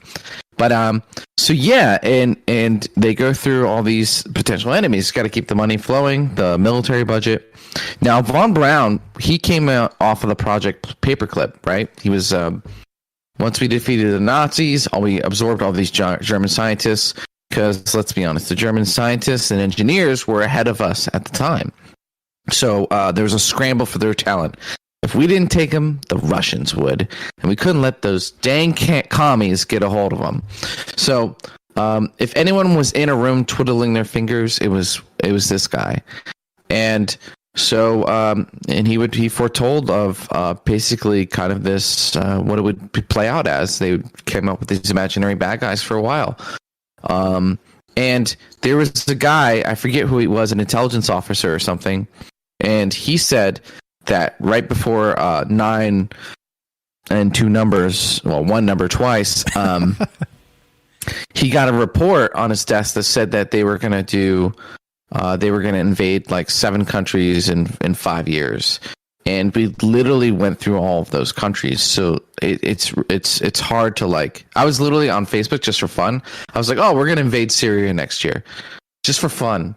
And I nailed it every time. It was kind of eerie. And so, you hear these rumors, you see these plays, and now we're starting to see the rhetoric with aliens and stuff, and it's correlating. So, did he know? Did he really know? Is this where we're going? Or it's possible they abandoned the plan, right? And this is just a coincidence per se. I don't know personally, but I default to not trusting the government. I mean, that's a pretty good safe bet to do. Yeah, it's a good place to start, I'd say, most days. Yeah. Yeah, it's a good foundational point. Yeah, for sure. Yeah, okay, so I got a good comment here from Night Stalker. Oh, so go ahead, finish your point. No, that was it. I was going to say, so yeah, go ahead, dude. Okay, so Night Stalker in the Fringe FM chat says this: Alan Moore's Watchmen ends with a false flag multidimensional squid landing on New York City, written months before Reagan made his speech about threats from space. The smartest man in the world thinks killing 3 million in a false flag is the only way to save billions from dying from a nuclear apocalypse. And there it is. That's Alan Moore's Watchmen. I actually haven't seen that or it's been so long since I've seen it. I've never read the there's a book, right? I think there's a book, but yeah, I've never read it all the way through, and it's been so long since I've seen the movie that I don't know. Good comment there, and I think that's what we're looking at. We're kind of fact and fiction, right? They seem to merge at some point with that hyper reality, and we're left to try and pick up the pieces and figure it out. So let's go to these Greer clips. I think it's important to get those in. You want to kind of set that up for us, and then we'll play some of these. This is Stephen Greer. We kind of crap on the man a lot because he's a little bit out there, but he does say, like they say about let's say. Well, I'm not going to say the politician. What they say about particular politicians sometimes is that even a broken clock is right twice a day. So let's go with that. What is right. So, and it's important to kind of like say the good with the bad, right? He's had connections with the Rockefellers, gotten funding by them. He's got connections to quite a lot of politicians that would be considered, especially in the conspiracy circles, the devil, right? So, but with that being said, he has the biggest collection of insiders kind of coming out, and so there is a problem with that, though. Is a lot of times a lot of these insiders will come out, and that's kind of a government-controlled mechanism. But yeah, Stephen Greer's been at it for a while. He used to be some sort of surgeon, and he kind of got into this. And it has become sort of a money racketeering thing for him. He does make quite a bit of money off of it. But he has been at it. He has a lot of documents, and he has a lot of content that I think is absolutely worth taking a look at. Even if half of it is true, which I think is kind of how things go. Not all of it's true, but not all of it's untrue. That you should definitely take a, and this is his expertise, the false flag. He had a documentary on Netflix and all that kind of stuff. So he's got some good clips. He's good explaining. He's also really good at name dropping. If you've ever been in California, you know about name dropping. But anyway, Stephen Greer. So let's listen to him and what he thinks. Let's play the clip. This is Stephen Greer of Summiting UFOs fame. Part 1 action. That was 1955, October. I was 3 or 4 months old. And they already had this plan for a false flag or a false INW threat from outer space. Yes. The only way we can live together in peace is that if we're at war with someone else.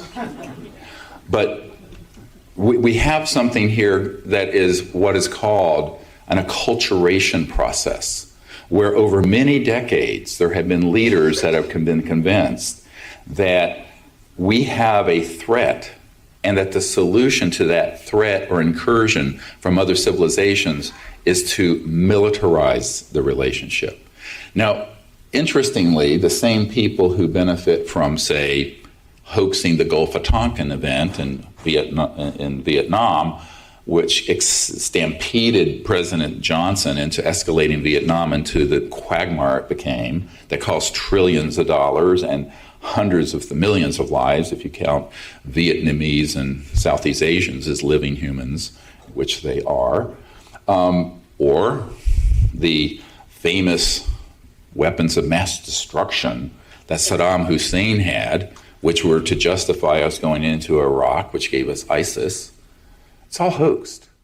Okay, so I think he's got some pretty decent points there, right? And so, logically, just because the government has done terrible things in the past, it doesn't mean they can do terrible things in the future. Am I right? Am I right? Yeah. Hey, man! If your friend robs you every time he comes over, when are you going to stop inviting him? That's true. That is true. Right? But so he's actually describing the Gulf of Tonkin and the incubators and the babies for Iraq and that whole deal, right? These are well known false flag events that happened in recently in the last 20 years that we're able to actually look at and see. Actually, Vietnam's a little further back than that, but still. In modern times, we have these documented events where the government has used these things to carry out a particular action after the fact. And so what he's getting at, we'll get to the second clip in a sec, but of course, it means that it's not past the government to try and put a false alien invasion out there if they think they can fool people. I think if they can fool enough people, I'll bet you it's on the table.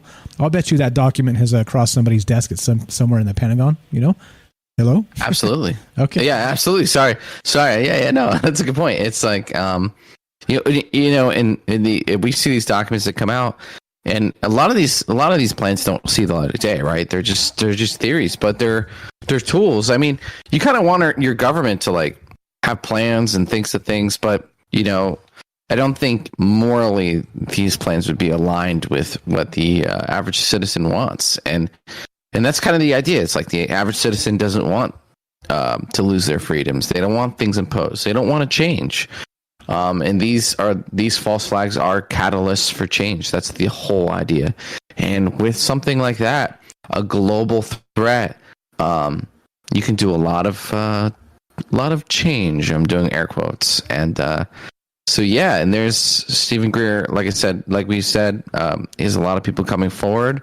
It just keeps coming up as a thing. So we got some more clips from the episode, or we do. Yep. So we got one more from Greer, and then we can circle back to the Reagan one to kind of finish this up. But yeah, we're talking about the false flag alien invasion. This is a clip from Stephen Greer, and this is actually taken from a nice collage, what do we call it? A montage, put together by Ash on his YouTube channel, Ash the Reptilian from Mars. Check it out. This came straight from one of his episodes that he put together. So here we go. Part 2, Stephen Greer talking about the false flag alien invasion. And so you have people who are continuously creating hoax scenarios. And these are concocted in their research projects all the time, and they're put on a storyboard years, sometimes decades in advance. And the big one is the alien invasion one. And so through the UFO subculture, Hollywood, the media, and the internet, there has been a very well-funded and clever disinformation and counterintelligence operation that was launched in the 50s to convince people of what you just heard General Douglas MacArthur and Ronald Reagan decades later say was necessary. So then the question, you have to then take everything you've ever read and everything you've ever seen and go, was it real or was it Memorex, as they used to say in the commercials? Is it real or was it something that was made up for its psychological warfare value? And I'm quoting from a CIA document from 1953. To what extent have we been deceived? To what extent have we been deceived? Testing, Ash. How many licks does it take to get to the center of a Tootsie Pop? It's you know what? They've done a really good job. It's a black box. It's like, are aliens, there's so many degrees down. It's like, are aliens real? Let's say aliens are real, and they're just like really nice homies, and they're just like, hey, like, don't do this and this. We had that John Podesta email. Remember, the extra-dimensional entities will not tolerate the weaponization of space. That was an email. That was an insider email from one John Podesta. He's part of the Clinton's Democratic Party lead or something like that at that time, to someone else within government. What is the truth? And for the government, it's just, there's no value in revealing it especially if it creates a burden. They've always said, and Greer talks about this too, is one of the reasons it doesn't come out is because it changes fundamentally the technologies that we use every day. And we have trillions of dollars of assets, of oil and all kinds of stuff that become irrelevant overnight. And managing that transition is a nightmare. It's potentially disastrous for our civilization. We might not survive it. Now, that could also be an excuse, right, to keep this stuff under wraps. And we hear rumors of underground bases, and a term that comes up is a breakaway civilization. Roswell supposedly happened in the 50s, and we clearly stuff was going on, aliens, reverse engineering, and we get trickle down stuff from these events with our phones and all kinds of stuff.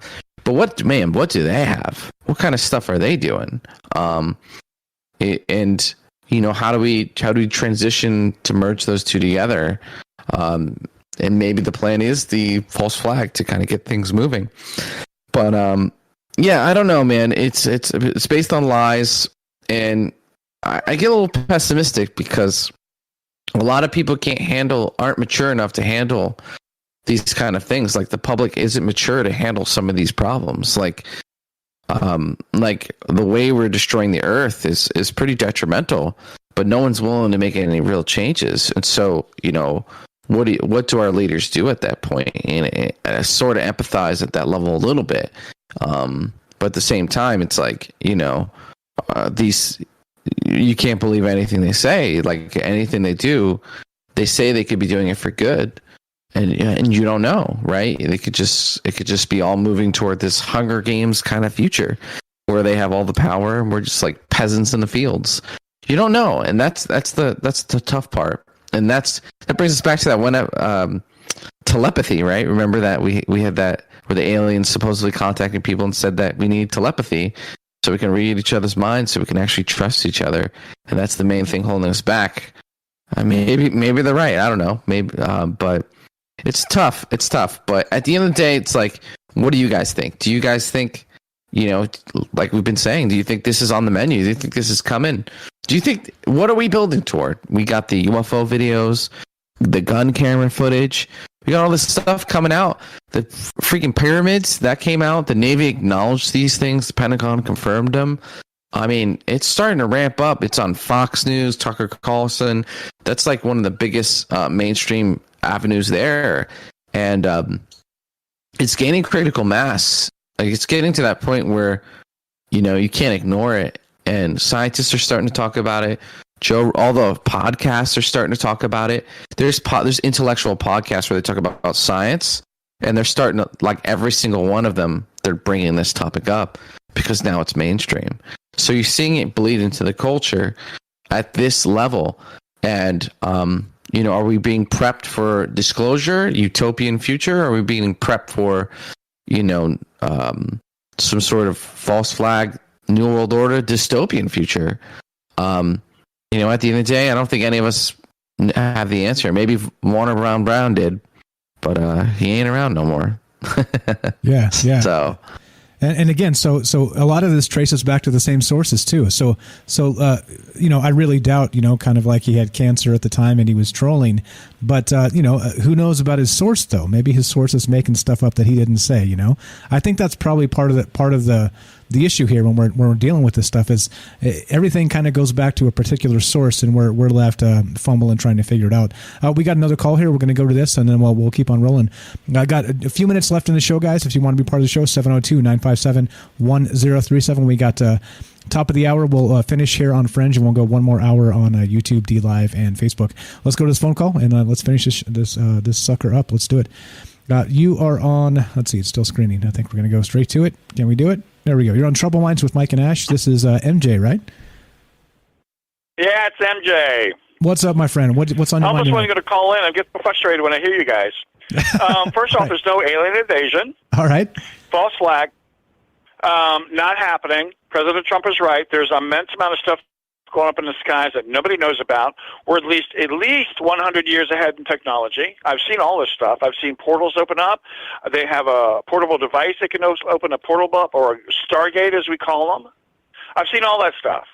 Okay, for years I've seen all that stuff. So the only thing the government ever does is they're in the back of the bus trying to reach a steering wheel to drive it, and they can't do it, so they have you do it for them.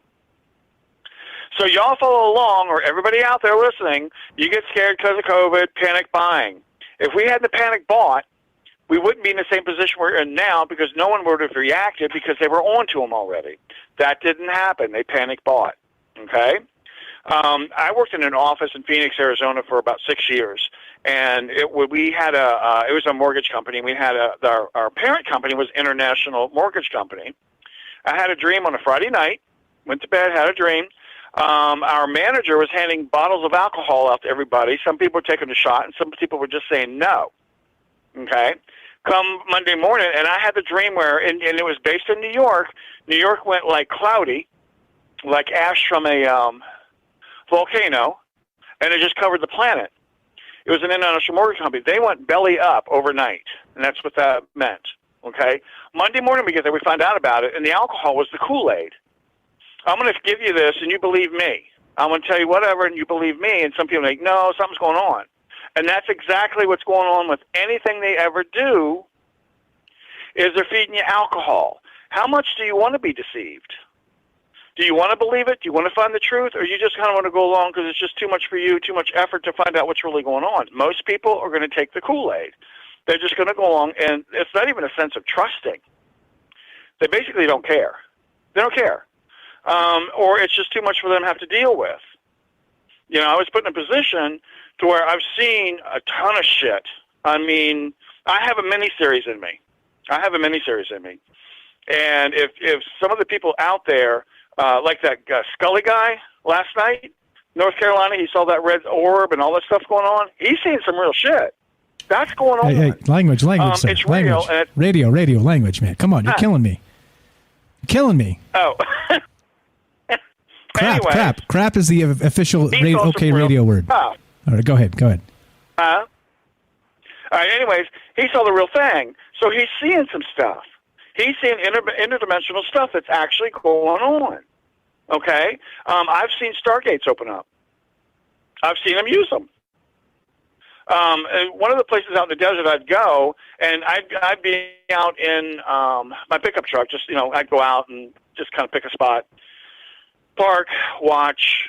I woke up at 3 a.m, and all of a sudden I saw these little lights. They look like satellites, and they're all coming from different directions. And they all gathered in this one spot in the sky, and they sat there for like 15 minutes. And I'm thinking, okay, but I watched them gather. Then all of a sudden, they just started moving off one by one in different directions. That's our stuff. I've seen stuff where it would come flying in where you could barely see it. It looked like a meteorite going through the sky real quick, like you just, a little snip of it, and it's like, oh, yeah, it's meteorite. You barely see it, but you do see it.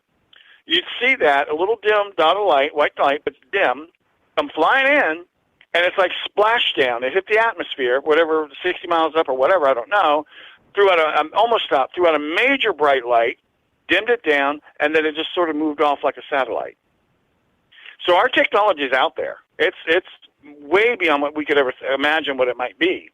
So when you talk about this alien invasion, there's no invasion. Well, we're talking about it in fake. Hey, MJ, we got to go. We got to finish up this last segment here. You want to hang on or call back in just a few minutes, and we'll let you go. We got to trim it down and do our thing right now. But I'd love to have you back in just a sec if you want to call back in like 5 minutes or so. Okay. Okay, or I can mute you and you can hold. You tell me. You choose. Go ahead, mute me. Okay, I'm going to mute you. We're going to finish this up, and then we'll get back to you in just a sec. Okay, so we are on the phone with MJ. Right. This is MJ Michael J from the Fringe Discord, and good stuff. We got to finish this up. We are at the end of the show for Fringe FM. So thanks for listening, Ash. 30-second wrap up. Go. Yeah, great call. If aliens wanted to kill us, they would have did it by now, or maybe they're waiting to see. Where are we going with all this media, all this coverage? Who knows? Alien false flag. Check out my channel, watch my video, and comment. Let me know what you think. Thank you guys for listening. I appreciate the calls, and so it's a pleasure to be here. There you go. So we'll have Ash's channel linked to all our things as we do, as we always do. This has been Troubled Minds. I'm Mike. This is Ash. Thank you for listening, guys. We'll be back tomorrow night at 7 p.m. Pacific. Be sure, be strong, be true. We have one more hour of Troubled Minds coming up on D-Live, Facebook, and YouTube. If you're listening on the Fringe FM, stay tuned for Joe Roop, Lighting the Void. Thanks for listening, guys. From our Troubled Minds to yours, have a great night.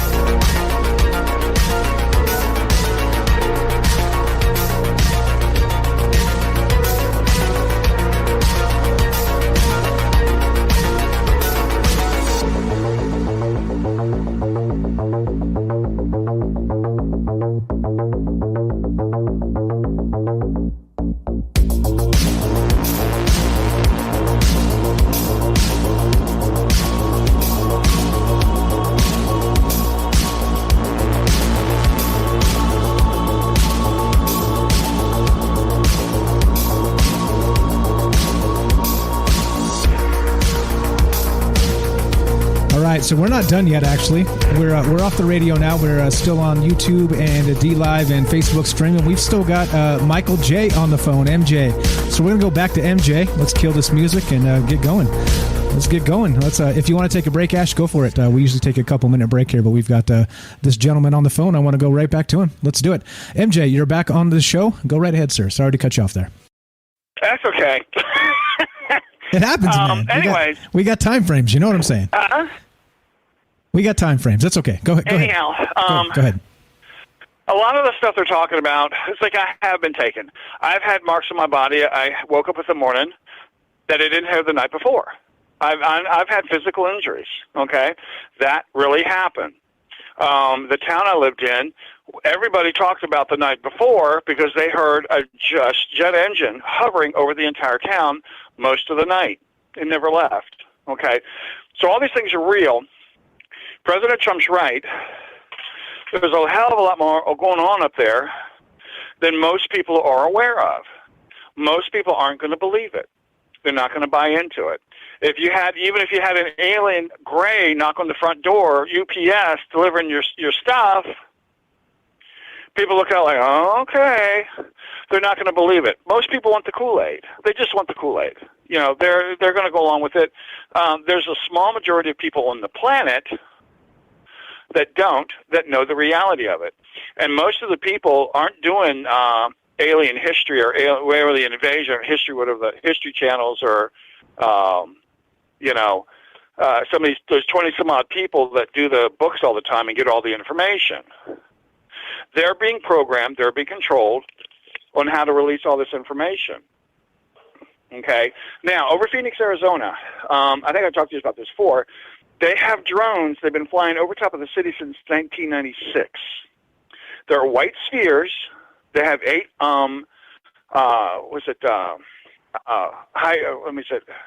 eight propellers, but high-velocity propellers. They'll go up to 5,000 feet. They have a 7-mile radius, okay? I started seeing them when I moved back, I think, in the beginning of 1996. And that's when I saw them. I was out, working one day, and I was sitting out the little divider wall having lunch, looked up, and it's like there's a white sphere just hanging up out there. And I knew it wasn't a UFO. It was, here. I could see it, real. And it sort of meandered off. Now, I used to shine shoes for a living back between 2012 and 2014 at the Los Olivos Car Wash in Phoenix, Arizona. I ran into a guy that was retired. We got to talking. I don't know how we did it. But suddenly I asked him about the drones, these white spheres of drones I've been seeing up in the sky, because I saw them years, from 96 on up till 2012. 9/11 came by. They were flying around the city, watching people, seeing their reaction. They used them to observe crowd reaction. Plus, if there's a shooting, they put them up in the air and get over there because they have really good night vision, and they could tell the cops what was going on before they got there. That's what they were using them for. Now, I talked to him about it, and he said, oh, yeah, they're up there. You just got to look and see them. No big deal. He explained everything to me about them and what they were using them for, and he actually trained the cops to fly them. And my feeling is, with all the UFO stuff comes, us up there, all you got to do is look. Nobody's hiding it. It's out there for everybody to see if you want to look. What? Yeah, I think that's probably the best point here that we've had all night is that you can see these things. You go outside and you look. If you spend time looking, people have FLIR recordings of all kinds of things, and you can go see them with the naked eye sometimes. I've seen some weird stuff in the sky too. So it's like, what do you do? What do you know? And you it's hard to be fooled by your own senses, right? And so if you go out and you spend time looking at the sky and doing these things, I think it's a critical point that we can, and so I want you to understand too. We do this show and we cover all the possibilities. You said, I'm getting frustrated listening to you guys. It's not that. Like, just understand that we're I get it, but we're, you know what I mean? Like, the whole point is to make people think, okay? And so even if we're, most times we're probably wrong, to be perfectly honest. And that's fine. It doesn't matter, because as long as you're kind of framing it in the proper context, in my opinion, and you're asking some of the right questions, it makes one for a good conversation, and it makes people consider possibilities they may have not considered before. So I don't want you to get it wrong. We're not trying to say this is coming and it's happening. Sure, maybe, but there's a whole lot of maybes in this field anyway, right? So just so you know, that's what this is really about. But which is why getting somebody like you on is so valuable, because you're like, no, I've seen this shit, guys. And we can say shit now that we're off the radio, by the way. I've seen this shit. But you know what I mean? And so that's the thing. That's why we do it this way. And I appreciate your call a lot. Anything else while we got you on the phone? No, not really. You kind of mentioned something earlier about something, and it triggered a sighting I had. And I don't know if you have enough time for it, if you had an hour, but it's going to take a few minutes to explain. But you were talking about the different stages of, like, terrorist or, war terrorist and alien, this type of thing. And I had this sighting. I'm just showing it quickly as I can. 1994. I may have explained this to you before. 2 weeks into January, Sunday afternoon, 2:30 p.m. I just got this major sense of love. And I was laying on I had a nice really water bed. I was just laying there Sunday afternoon because I bartended at the time, so I'm not going to work on Sunday night. So it was 2:30, and I'm just laying there relaxing. And it's like I went upside. I looked up to the right, and I saw a blue sphere with a white ring around it. And I had to shift up in consciousness. I was still working the phone line, too. And I looked up, and I was having a hard time seeing it with my own two eyes, but I had to literally shift up in consciousness psychically to keep a hold of it. So I'm sitting there looking at it, and I finally got it. And I'm watching, and I said, this has got to be a balloon, right? As soon as I said that, the three balloons tied together come floating by immediately. And it went floating by, and I said, it's not a balloon. So I'm looking at it and watching. All of a sudden, these clouds come up. Clouds cover it. I thought, shit, I'm going to lose it. I'm not going to be able to see it again. It turned to so I could still see it. And then when the clouds went away, it went to black. It went back to the color blue. Okay. Then after that, I was like, I thought to myself, I look down, I look up, it's going to go, and that's exactly what happened. Now, 2 weeks later, at 2:30 p.m. in the afternoon on a Sunday, exact same time, I got the same thing, a feeling, but I got irritated. And it's like my question was, what are y'all doing? What do you want from me? So I walked outside. I looked directly north. I saw an orange orb just sitting there. I wasn't getting anything off of it. I didn't have to work so hard to shift up to see it with my own two eyes and add in my third eye, I guess you could say, to see it. And it was there for a little bit. I got nothing off of it, like other than it's just kind of sitting there, orange orb. Again, if I look down and look up, it's going to disappear. So I did, and it disappeared. Now, one more time, 2 weeks later at 2:30 p.m. in the afternoon on a Sunday, I was mad. I got pissed. I'm in my apartment. I got up. I'm just getting mad. It's like I'm stomping around the house, yelling, "What do you want? I don't get this." Walked out the front door. I looked up to I'm going to say northwest from the apartment or cottage, and I saw a black orb.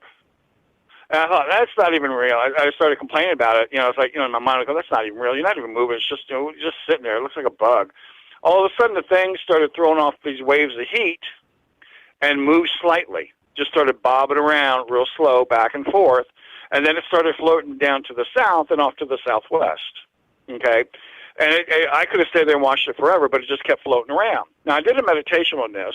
The first one was sort of a wake-up call spiritual. The second one, they were listening in to see what was being said. The third one was actually going across the countryside or through the city, observing the damage.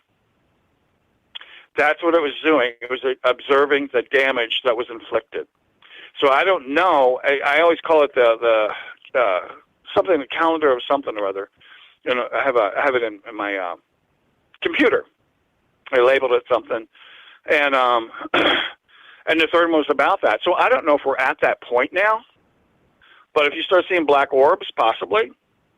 But I just thought I'd mention that because that was like every 2 weeks at 2:30 p.m. in the afternoon. Why? To me, that's like a calendar or something going on.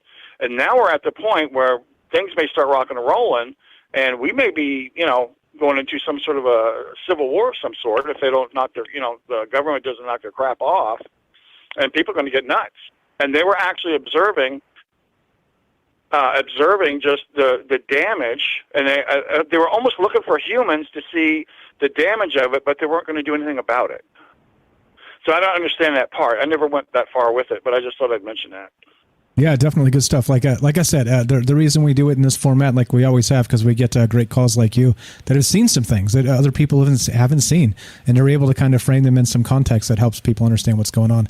I appreciate it, MJ. Well, you were what the I best. meant by that comment was I'm the one that gets frustrated because I've seen it and not enough people have seen it. I understand your show. I see. No, I understand. It's just, it's part of it, man. I got to defend the show too. I know you weren't coming at us, but I'm a fan, man. I appreciate the call. MJ, you're the best. All right. Thanks a lot. Thanks a lot, man. Have a great night. Thanks for listening. Thanks for being part of it. There you go. You guys want to be part of the show? 702-957-1037. We got a call behind this, but let's go to Ash. Ash has been awfully quiet. Ash. Where's the Ash? Earth to Mars. Yeah, sorry. Some of the humans got out of the pen. Nice. Had to corral them up. Any casualties? No, I'm not that hungry. I'm pretty full, from my last trip to Earth. But so, no, I'm pretty good. But yeah, no, I mean, people are having experiences, and it's like there's a presence. And I study the alien abduction stuff. I studied that a lot, and people are having experiences, a lot of different kinds of stuff. It's tough, man, because during abductions, sometimes the military's there.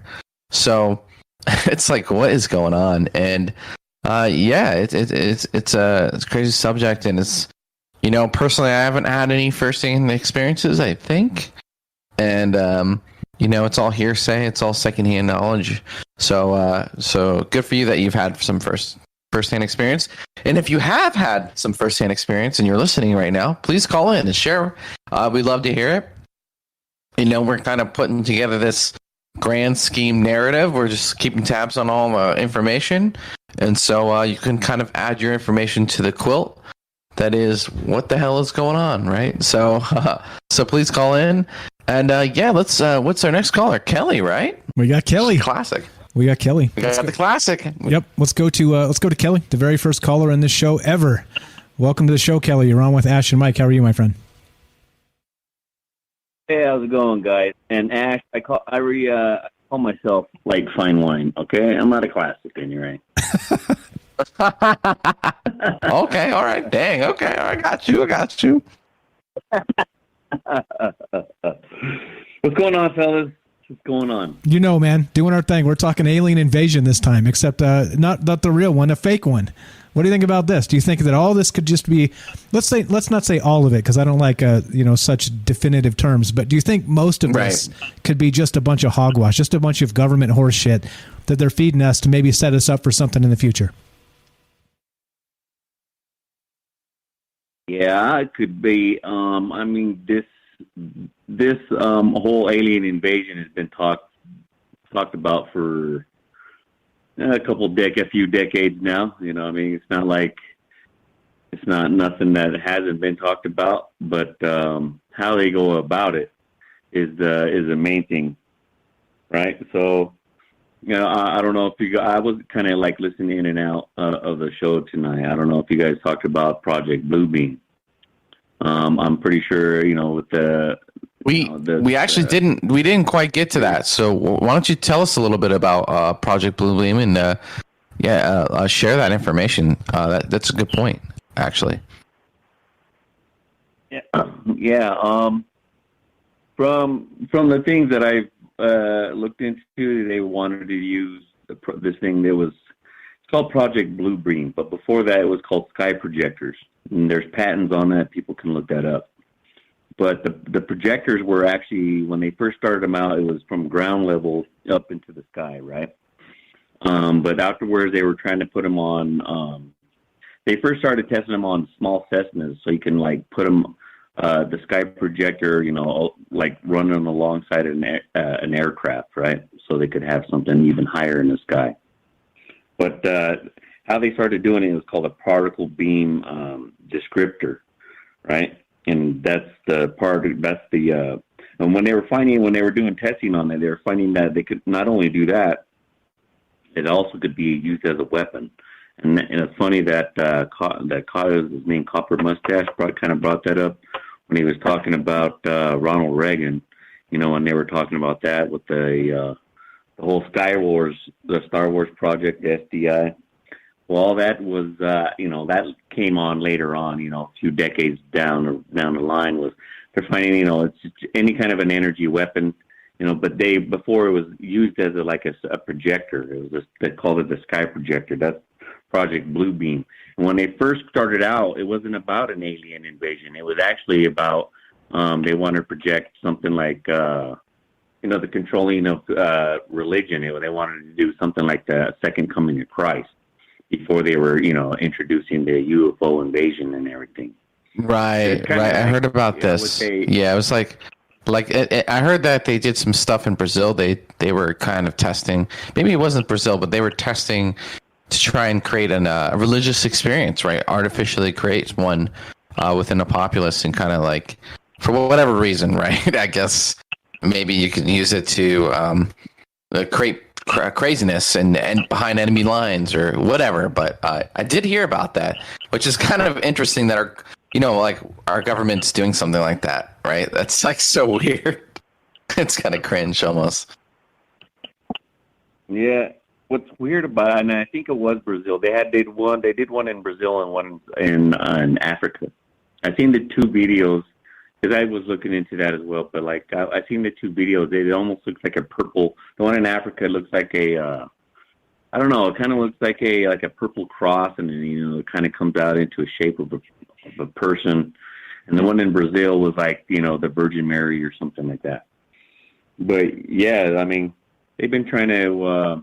I mean, I don't understand why the government would try to do this, even if this, like, in my theory, it goes even deeper than that. That that the ones that are running this whole, let's say the government, all governments around the world, I say it's a different species. Could be like reptilian or what they call the archons.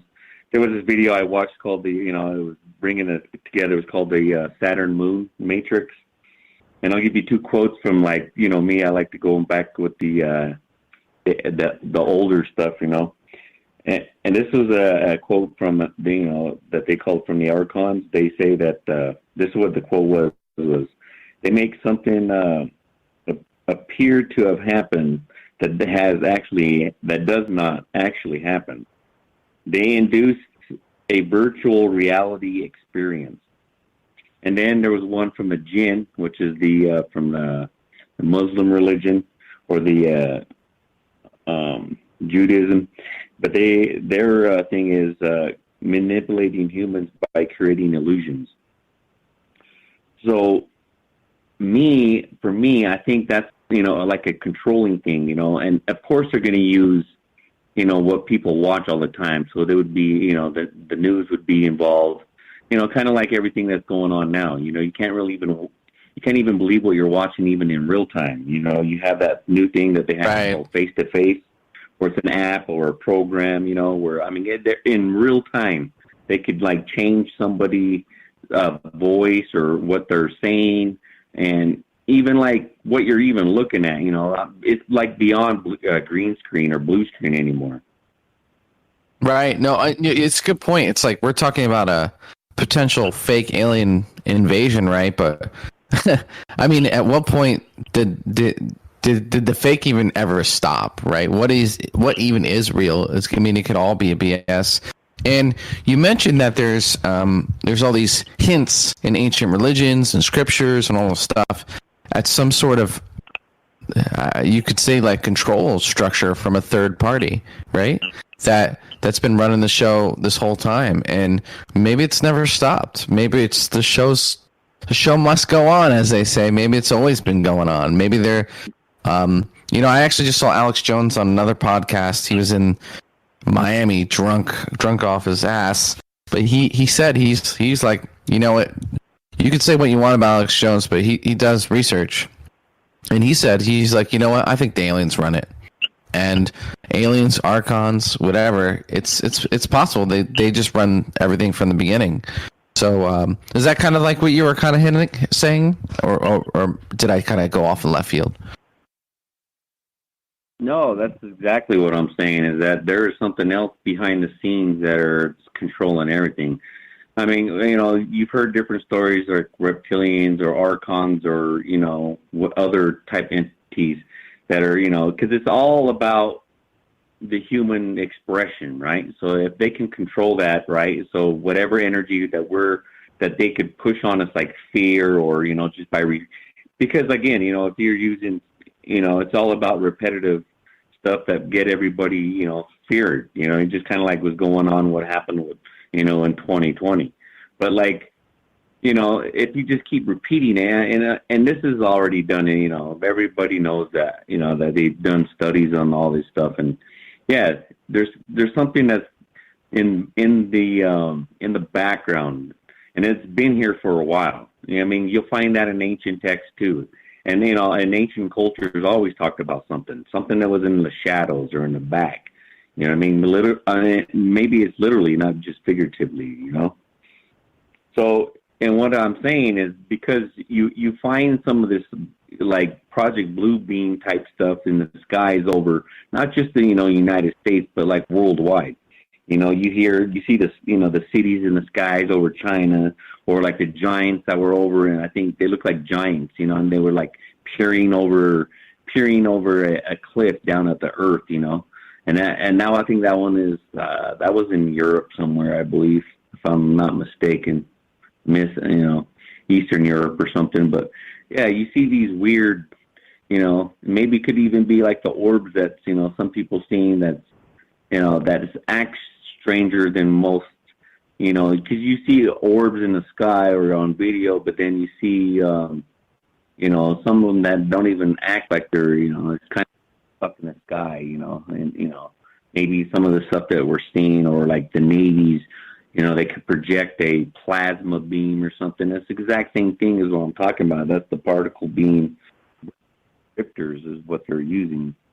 So, if you could project an image, it's like the 5G stuff or the 6G stuff. You go to the mall now, or like, they use it in, I seen it in Dubai when I was there. It looks like a whale literally jumping out of the sky, from out of the ground, and splashing and stuff. Made out of plasma lights. They're doing it like Disneyland. I think Disney World has a thing like that too. It's like a thing in the sky, but it's like literally lights and plasma and these things. And it's like this new technology that if they can make that appear, a whale in the sky, for crying out loud, that's the crazy part. It's going to start with the religious thing, right? Because if they can actually like cause, Jesus to appear over the Holy Land, all hell's going to break loose, right? Like people are going to go nuts. And then if they realize they can do something like that, they can do aliens too. It all kind of fits together with this technology. It's weird stuff, man. We gotta run, Kelly. We got a call behind you. So final thought while we got you on the phone, my friend. No, man. I just wanted to throw a little bit of other perspective in there. Which is fantastic as always. Night, man. Yeah, fantastic as always. Thank you, Kelly. I appreciate you listening. Thanks for calling. Thanks for being a part of this. It means a lot. We'll talk to you soon. Okay. All right, man. Take it easy. Thanks, man. Have a great night. There you go. Kelly, very first caller ever. If you want to find out, go back to the Phil Schneider episode. I'm pretty sure he called and talked to us then long time ago. Look at that, making lifelong friends here. This is a fantastic thing happening. All right, so let's go to, I think Ash stepped away for a sec. So let's go to, I believe this is... I'm here. What's up? Welcome back. Hey. Well, Thank you. I'm fast. You're still here. Fast. Super fast. Welcome to the show, Matt in Oregon. Sorry, I had already pressed go. Go ahead, man. Go ahead, Matt. How's it going, Mike? Good, man. Go right ahead. Go right ahead. You got Ash and myself, so we can both make fart jokes. It'll be great. Okay, so we're talking about Project Bluebeam, right up where Kelly left off. So I want to talk about that, if that's okay. Yeah, go ahead. So these, I use like pop culture references to kind of help you guys, understand. You've seen the movie, you know what I'm talking about. In Star Wars, this is the New Hope, the one from the 70s. R2-D2 has a hologram inside of of Princess Leia, right? This is true. Yes. With the hologram. Yep.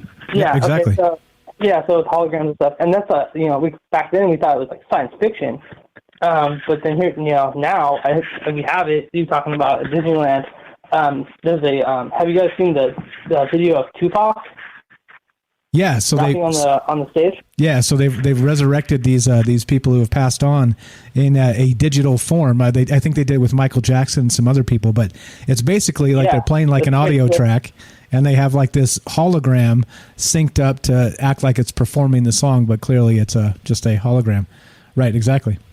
Yeah, that's kind of cool. Like I see Michael Jackson again, but then if it's in the hands of government, they could use it for all kinds of stuff. And he was talking about like religious things, like if your God appears over you and tells you to do something, people are really religious and they'll do it, and that's kind of scary. Yeah, no, exactly. It's full. It is full spectrum manipulation, is what it is, and that's part of the problem. So not only control, it's manipulation, and then based on what Now think about it too. So religious wise, you're not going to. in many cases, you're not going to get people to change their mind. All right. People that believe in, the debunkers that don't believe in aliens, many cases, you're not going to get them to change their mind. Same thing with people that believe in aliens. Many cases, you're not going to be able to get them to change their mind. You've actually lumped these people into a exploitable demographic that if you actually put up a holy figure in the sky or an alien or this or that or the other thing, you're able to actually manipulate people based on demographics and what they believe, right? I mean, it's kind of sick, the information they have on us. Right, exactly. Just fill in the blanks. Just my theory, I guess. I want to put it out there. But that's the Project Bluebeam. Awesome. Have you heard of the voice of God? Have you heard of that technology? Supposedly, there's the government has technology where if they point it at you and they talk into it, you'll hear the voice, but it's in your own head. So I can't confirm if that's true or not, but I've heard it a lot, and there's supposedly been victims of it that they could pretty much drive someone into madness. Imagine if they combine the two. Exactly. All of a sudden, you see something in the sky, hear God's voice in your head. Next thing you know, who knows what you're doing, and who knows what they got you doing. You're butt naked in a field, with a rash. That's kind of what I wanted to add, but thank you guys.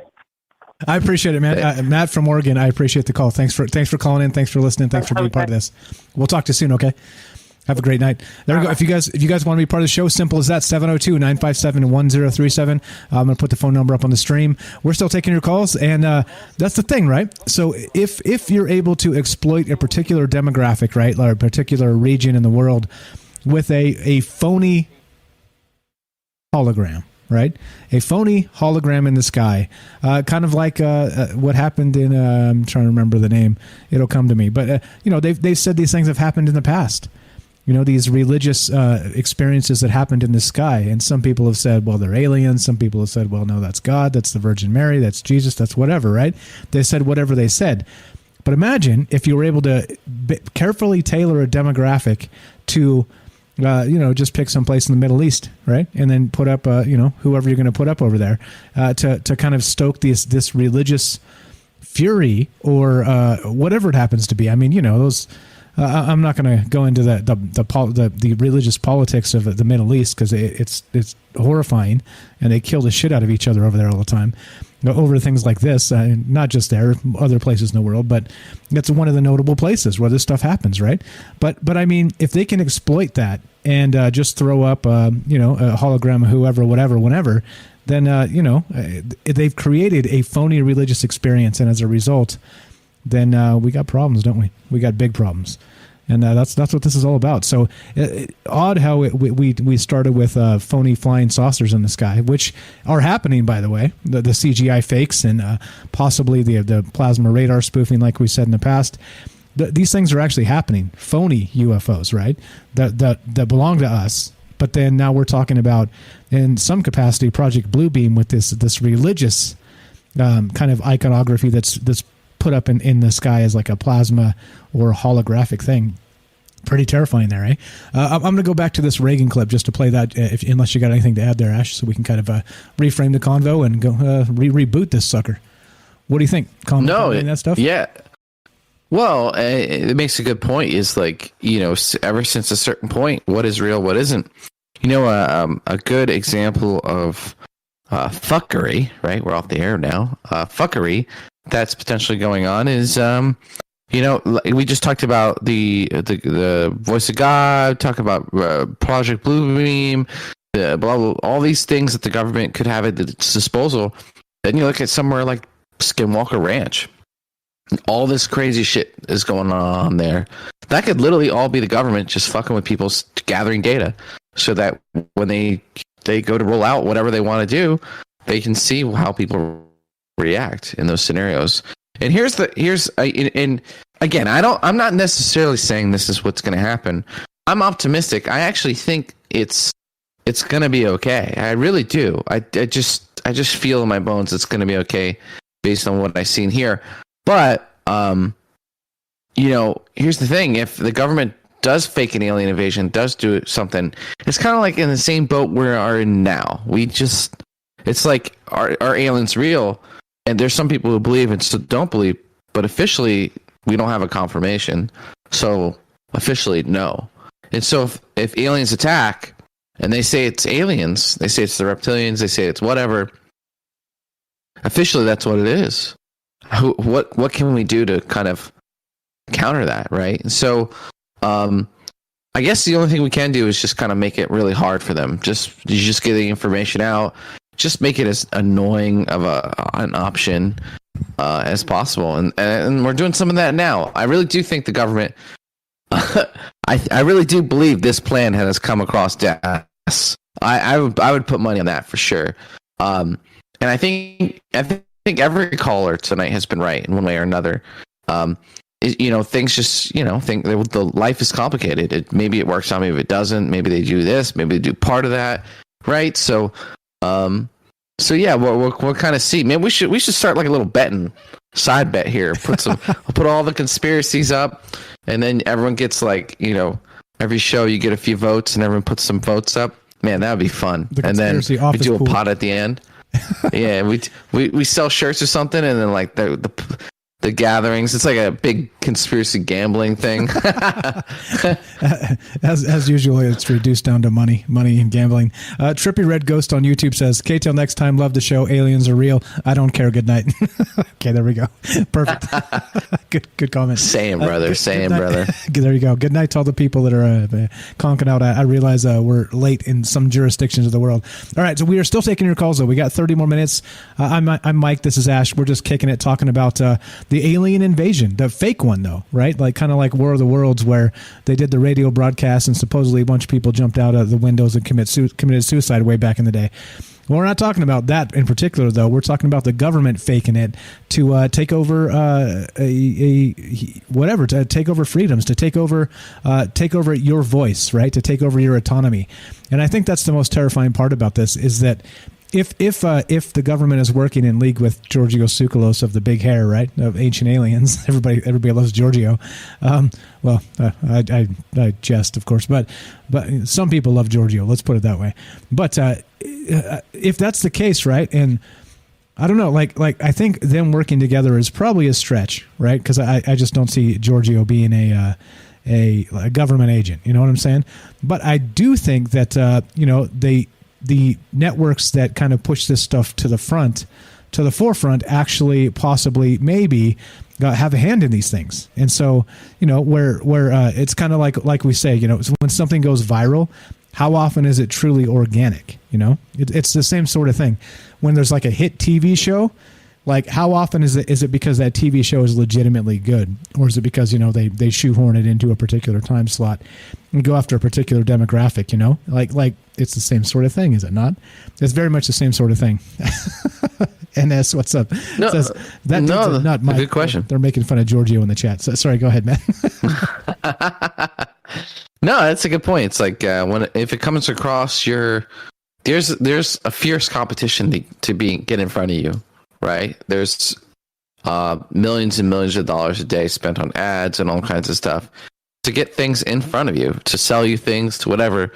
So something gets across your purview, typically it's not a kind of an organic thing. There's some sort of potential agenda. Maybe someone's just trying to grow their channel or whatever. There's all kinds of stuff out there.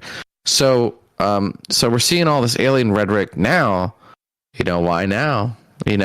And I think I read the comments. I read comments. I get a feel for what people are, and people are like, "Well, they're getting us ready," But what are they getting us ready for? That's kind of like what we're talking about. And I don't know.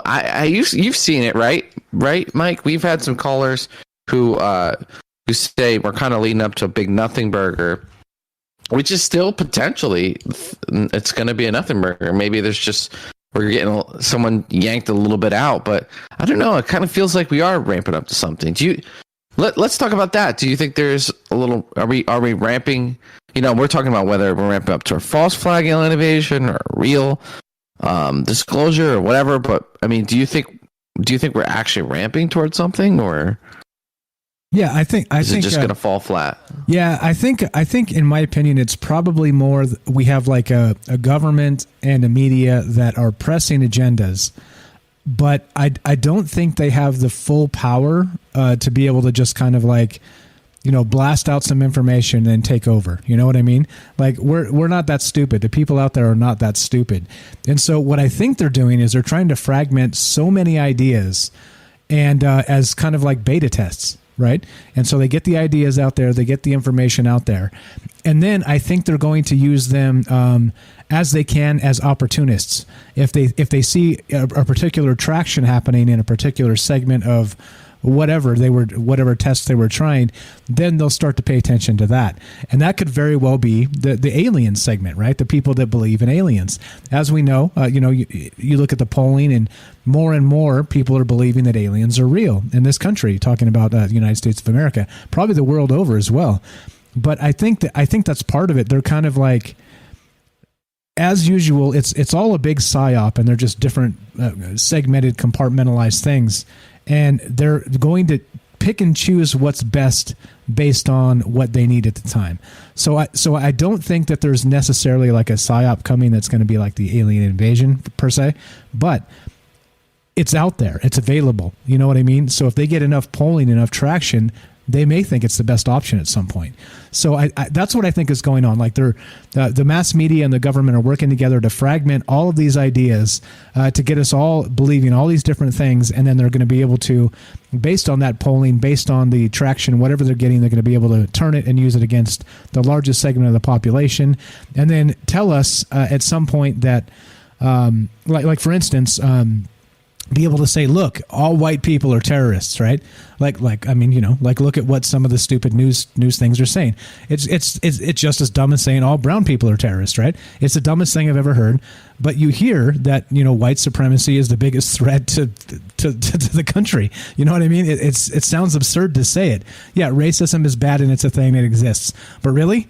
I mean, we're talking about white supremacy is a threat to this country. Don't you think it would have been in like 1957? You know what I mean?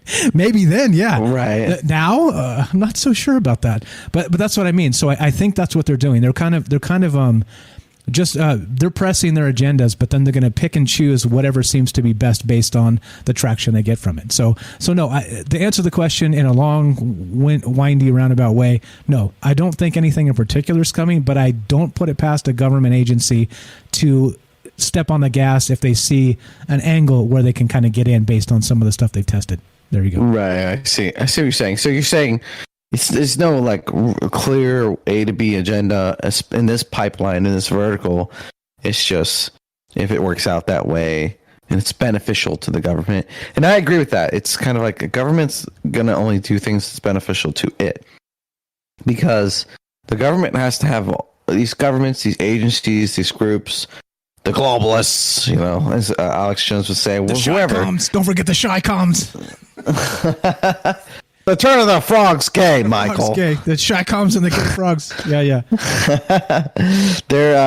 They have cards, they have utilities, and they're not going to just throw cards away if they still have potential value, right?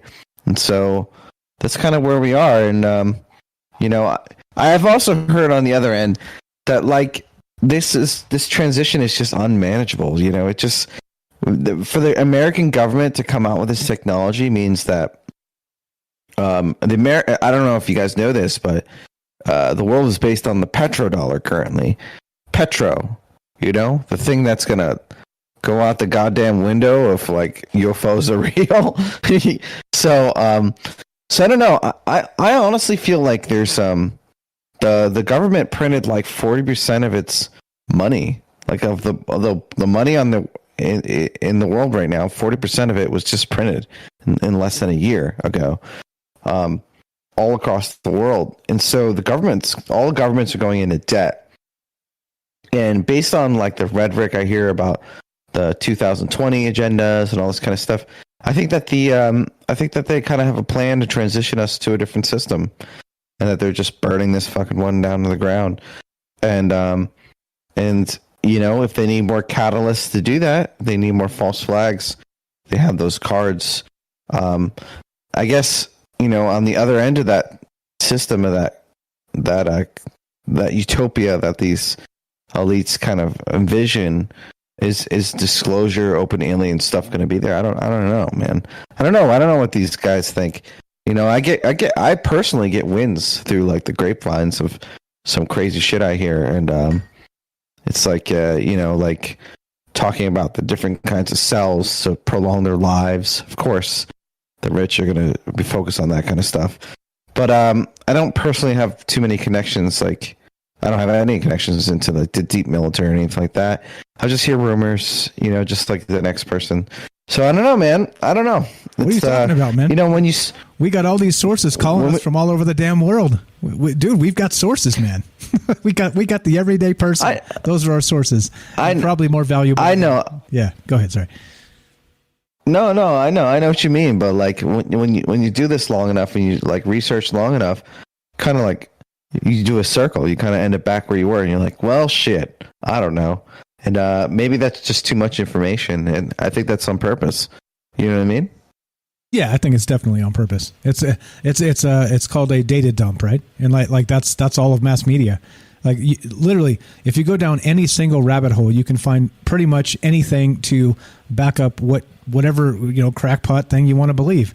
Literally, and people will call us crackpots for talking about this stuff, and it's literally it's been splintered in so many directions that I think that it's only to divide. I think it's more division because there's more of a truth-ish, sure, but I mean politically no, because they're lying thieves and bastards, and all they want to do is take it from us. And, like I said, 40% of the money just printed, right, and they still want my fucking taxes this year. Why don't they right the fuck off? You know what I'm saying? Just print some more money. Yeah. Leave me alone. Just leave me alone, Yeah. You're going to steal it anyway. Like, what the fuck, man? Yeah. Like the sickest part about that, so think about it in terms of this. So if they're able to just print fiat currency whenever the hell they want, for whatever purpose, then it becomes a point of taxes are no longer even a thing, except to like keep people from succeeding. You see? So it ends. Right. It turns out being okay. Well, if we want to just lose trillions at the Pentagon and it's all good, have these bloated military budgets and all this bullshit, Space Force and with all this stuff. What do they need my 35% for or whatever? Like they don't. They're doing it without me. So I don't know. I think we should make a tax-free society. I think what I just said might be revolutionary, but well, you might have just crossed the real line, bro. You got to be careful, man. Yeah. Oh shit! You can't be talking about taxes. You can't be talking about shit like whoa. You can't be talking about the government holding people. Hey down. man, the person who has the guns. They want their fucking. That's like the mafia. Now you just crossed a double line. You can't be talking about. No. I'm saying the government has the guns. That's what I'm saying. I'm not saying anyone else. I'm saying like, if you're in a society, the people who have the guns, the government, they get their taxes, bro. They get their. That's like it's mafia, man. It's the same thing, and like, That COVID stimulus bill, I mean, they were sending money to willy-nilly to other countries, all kinds of crazy stuff. And whether you're, I saw that, and then still people are arguing, oh, well, the Democrats or Republicans, whoa, everyone needs to calm down. Calm down. We need to get it down. That's all our money, bro. That's all of our money, man. That's all of our money. We should be on the same team with that kind of stuff. Yeah. Like, give us all the money back. Put things on the table, and I'll vote for him. Okay, like we'll all vote for him individually. But that's the thing. They got to keep things so muddled, so gray. And if you notice any of the presidents that actually do emerge, JFK, Eisenhower, who was the other guy? Reagan. These presidents that kind of emerge that tell us a little bit more and become transparent. We either get murdered or attempted murdered, and then they kind of quiet up again, right? And it's the because honestly, the criminals kind of like run the show. The CIA, the FBI, these intelligence agencies. At the end of the day, it's kind of our fault. We kind of let it get to a certain point, and but we're here right now. We're talking about this stuff, false flags, all these kind of tools that the government has. So that we're at least we're putting some time in, Mike, and then and you guys listening, we're talking about this stuff. We're not just like, the sheep lining up. So there you go. And we're still taking your calls. We're looking to hear from you. You want to be part of the show? Phone number's up, 702-957-1037. Click the Discord link, troubleminds.org. Let's get us back on track. In our obsession with antagonisms of the moment, we often forget how much unites all the members of humanity. Perhaps we need some outside universal threat to make us recognize this common bound. I occasionally think how quickly our differences worldwide would vanish if we were facing an alien threat from outside this world. And yet, I ask you, is not an alien force already among us? And yet, I ask you, God, he was smooth. It's not. Do you like that? You like that noise I added to that shit? I That was like like, the music. I like the ramp music, it up. man. Yeah, I like it. Yeah, I got a little knack for editing. It just takes me forever. That's all. It just takes me forever. Editing just takes forever. That's why you do it live. Yeah. You're like, fuck it. Oh, did I fuck up the transition when I pushed the wrong button? Oh well, deal with it. Keep on. That moment has passed. Exactly. We're done. Yeah. But so back to that. So back to Reagan. The alien false flag is not an alien presence already here. That's what he's talking about. And I think. I think, and we've said this before in terms of like the elite. I think to the regular people, I think if we're being honest, those people are an alien presence, right? Those are people that have kind of transcended, the struggle of regular humanity, and they're just slanging around huge chunks of billions of dollars to for influence and whatever the hell it is, whatever nefarious purposes they're really trying to do, whatever agendas. And so once you become that, you become like Godzilla. Yeah, like you are an alien presence, right? I think that's probably a good way to put it in those terms, anyway. I mean, yes, Mike, I am an alien presence. I get it. Okay, I get what you're saying. God, like I'm a reptilian. Okay, Yeah. Oh, you're talking about them. Oh, yeah. Okay, so Oprah Winfrey, bro. Yeah. Yeah, she's Bill Gates. I love how these elites try to gain, like, they try to use these social politics to like be like, oh no, we're oppressed as well. It's like, you ain't oppressed if you got 3 houses, okay, and each house is over $1 million. You are not oppressed, okay. You need to calm down. But like, yeah, it's okay. So back to Reagan, right? Let's stay on topic. The false flag. I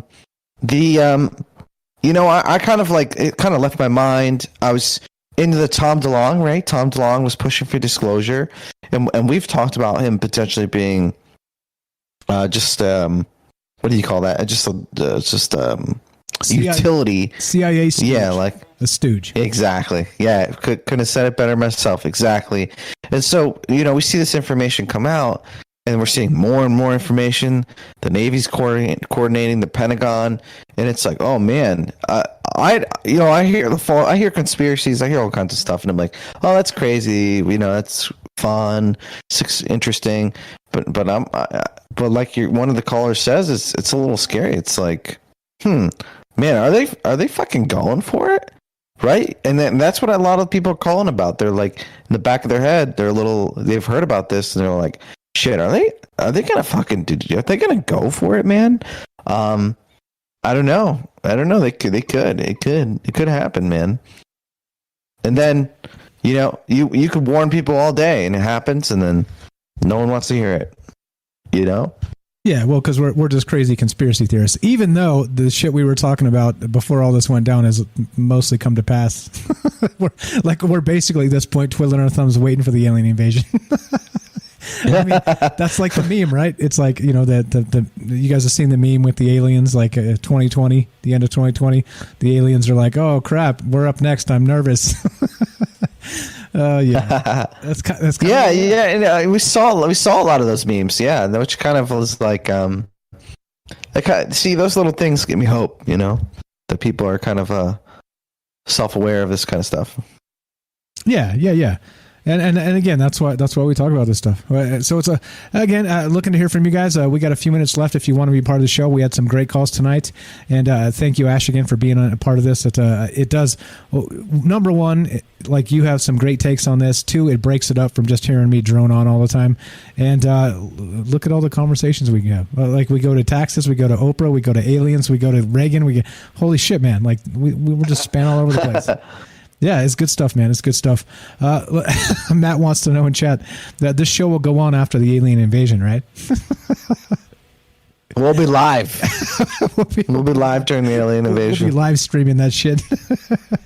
War of the Worlds, baby. Yeah, exactly. So we got a few minutes left. You want to be part of the show. Phone number's up, 702-957-1037. Join the Discord, troubleminds.org. Phone number's there.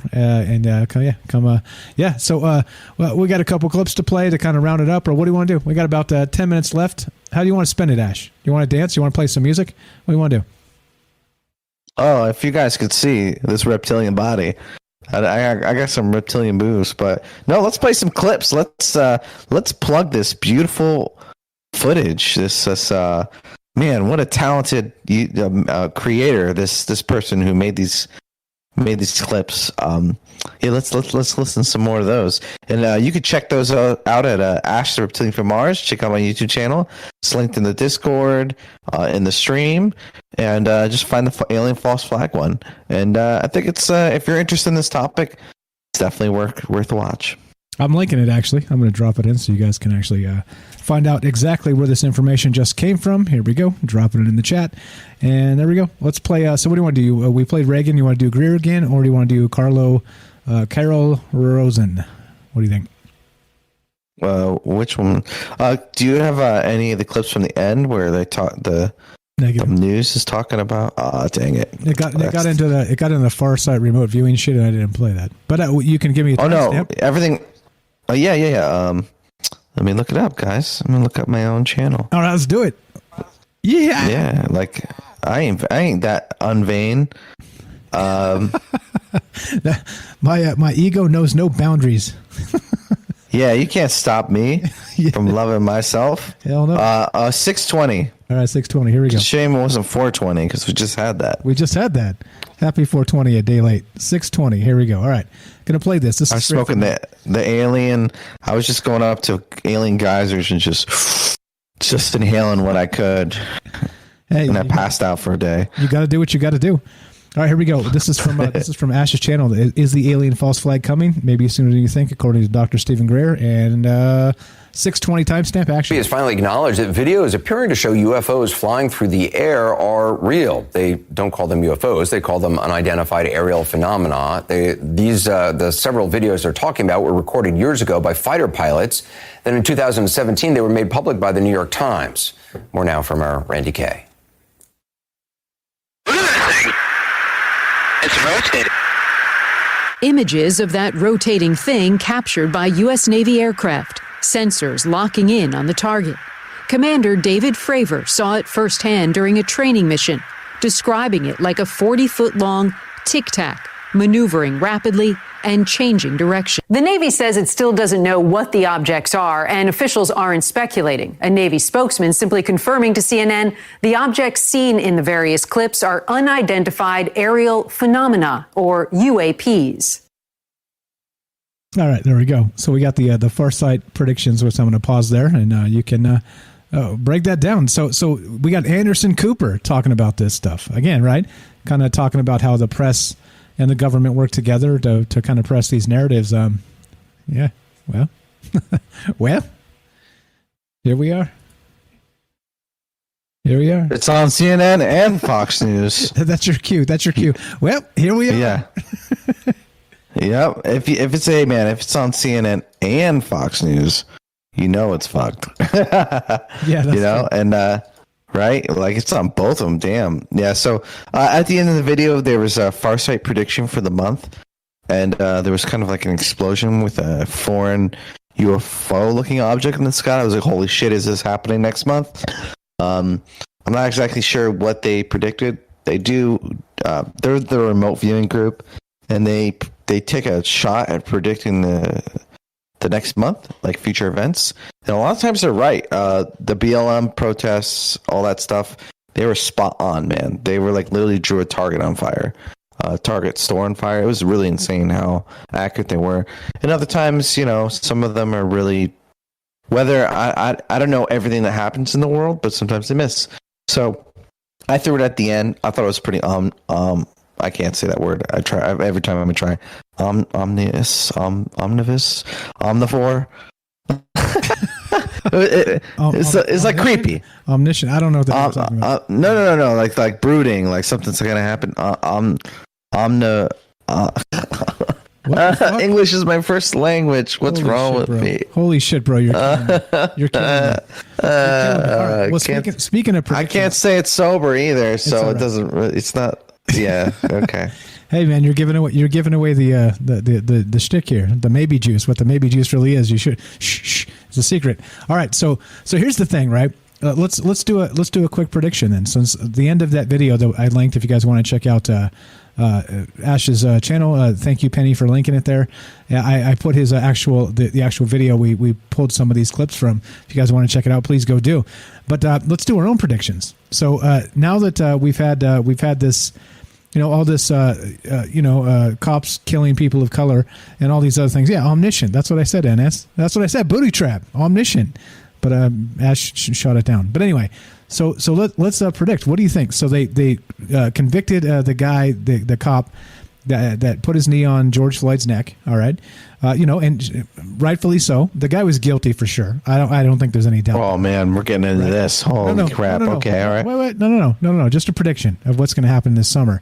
So the outraged people got the conviction they wanted. Right? They got the second degree and the third degree murder. Plus they got the manslaughter. Right?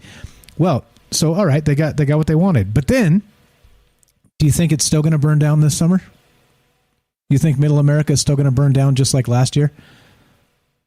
Like, do you think? Oh yeah. Like, kind of. Basically, it's unfortunate, but I think that the mob is never satisfied, right? I think we're still gonna. I'm predicting it now. I'm going to say we're still going to have very similar to what we had last year, and they're going to be burning down Middle America because of all this other stuff. Yep. We're seeing something, a transition. Maybe we're an empire in decline. Maybe it's foreign influence. You know, the foreign entities can't invade us anymore. They can't defeat us in a military battle. So how do you defeat a much larger enemy? Insurgency, right? You just destroy them from the inside out. And then maybe potentially, I've heard that in the globalist New World Order takeover, America needs to be brought down a peg. And we had a caller say this, and I also read it, a prediction in Reddit, that America was on track to suffer. That basically the world has seen, the world has had everything half full, half empty. This is what this Reddit post said. This is this guy who made some eerie predictions about 2020, and a lot of them are coming true. That that America has been half full, and the rest of the world's been half empty, and now it's time for America to become half empty. And before they got to knock us down a peg before they can do like a new world order or whatever. So I don't know if any of that's true. I don't know if that's what we're moving into, but damn, I mean, it's like bizarre world. It's like the details, facts, nothing matters. It's just it's just another day of burning shit down and, you know, craziness. It's just madness. You can't say this, you can't do that. It's madness. And, you know, and then you go online and you can't make heads or tails of it. But then I talk to people in person and it's like, yeah, there's sane people everywhere. But then I see man, I don't know, man. It's nuts. And just like 5-10 years ago, you know, it wasn't like this, right? And it's becoming like a norm. And that's what I'm saying. So we'll see what happens, but I just I fear for the future when we're normalizing violence, and then one side is calling it okay, the other side's not. Like depending on what kind of lean you have, political lean, violence is okay. It's just not acceptable. David in the chat says news media is provoking racism and it's part of their plan, but they should be held accountable. I agree. How though?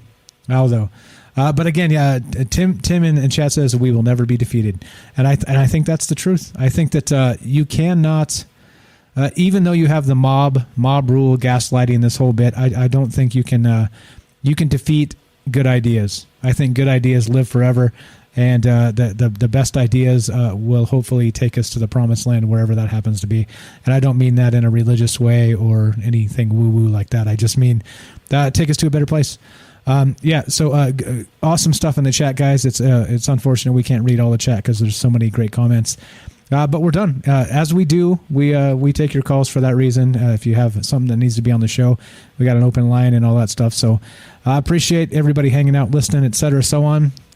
Final thought, Ash, let's close this sucker out. Let me pick a long one. Let me pick a long music track, and we'll actually let's get it. Can we get an alien screech before we finish this up? God damn it! I am not your monkey. You cannot. You don't have to. I'm requesting.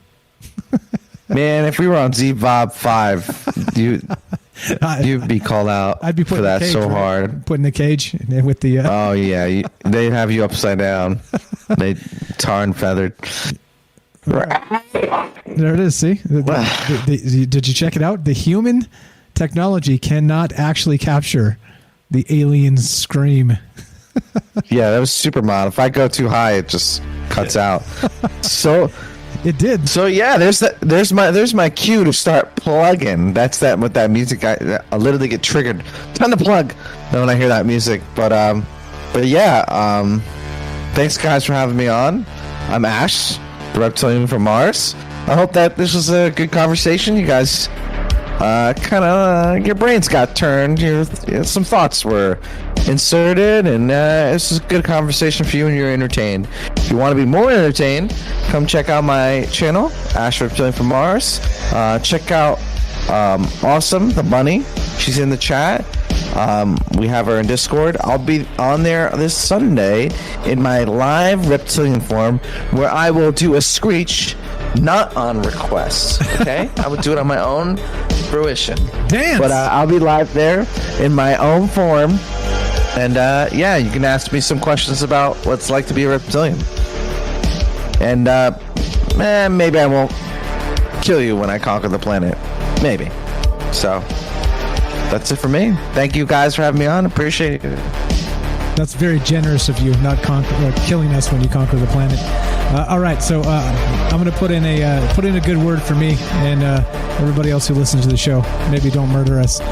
All right, you guys have been listening to Troubled Minds. I'm Mike. This is Ash. We do this every Wednesday, Tuesday, and Thursday. It's just me, and it's just you. It's us. It's us together. Think about it, right?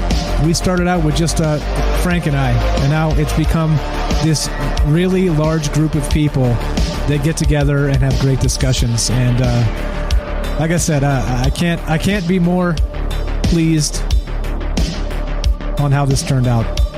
I'm honored. You guys are the best. Thanks, Ash, for being here tonight. I appreciate you spending your time with us. And thanks, everybody, for being in the chat and doing your thing and listening. Spread the word, please. Leave us out. Again, we have thousands of people listening. We have 35 reviews on iTunes. Where the hell are you guys? Where the hell are you guys?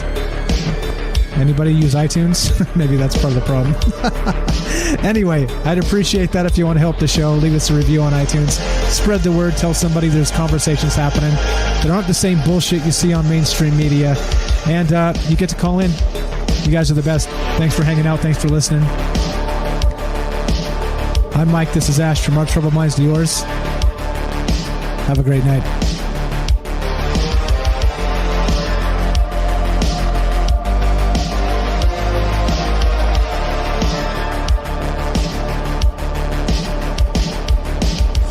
Hey Penny, send me a message on Discord. We'll set it up. We'll do a Sasquatch show. I'm ready. Everybody follow the Curious Bunny on YouTube. Thanks, guys. See you tomorrow night.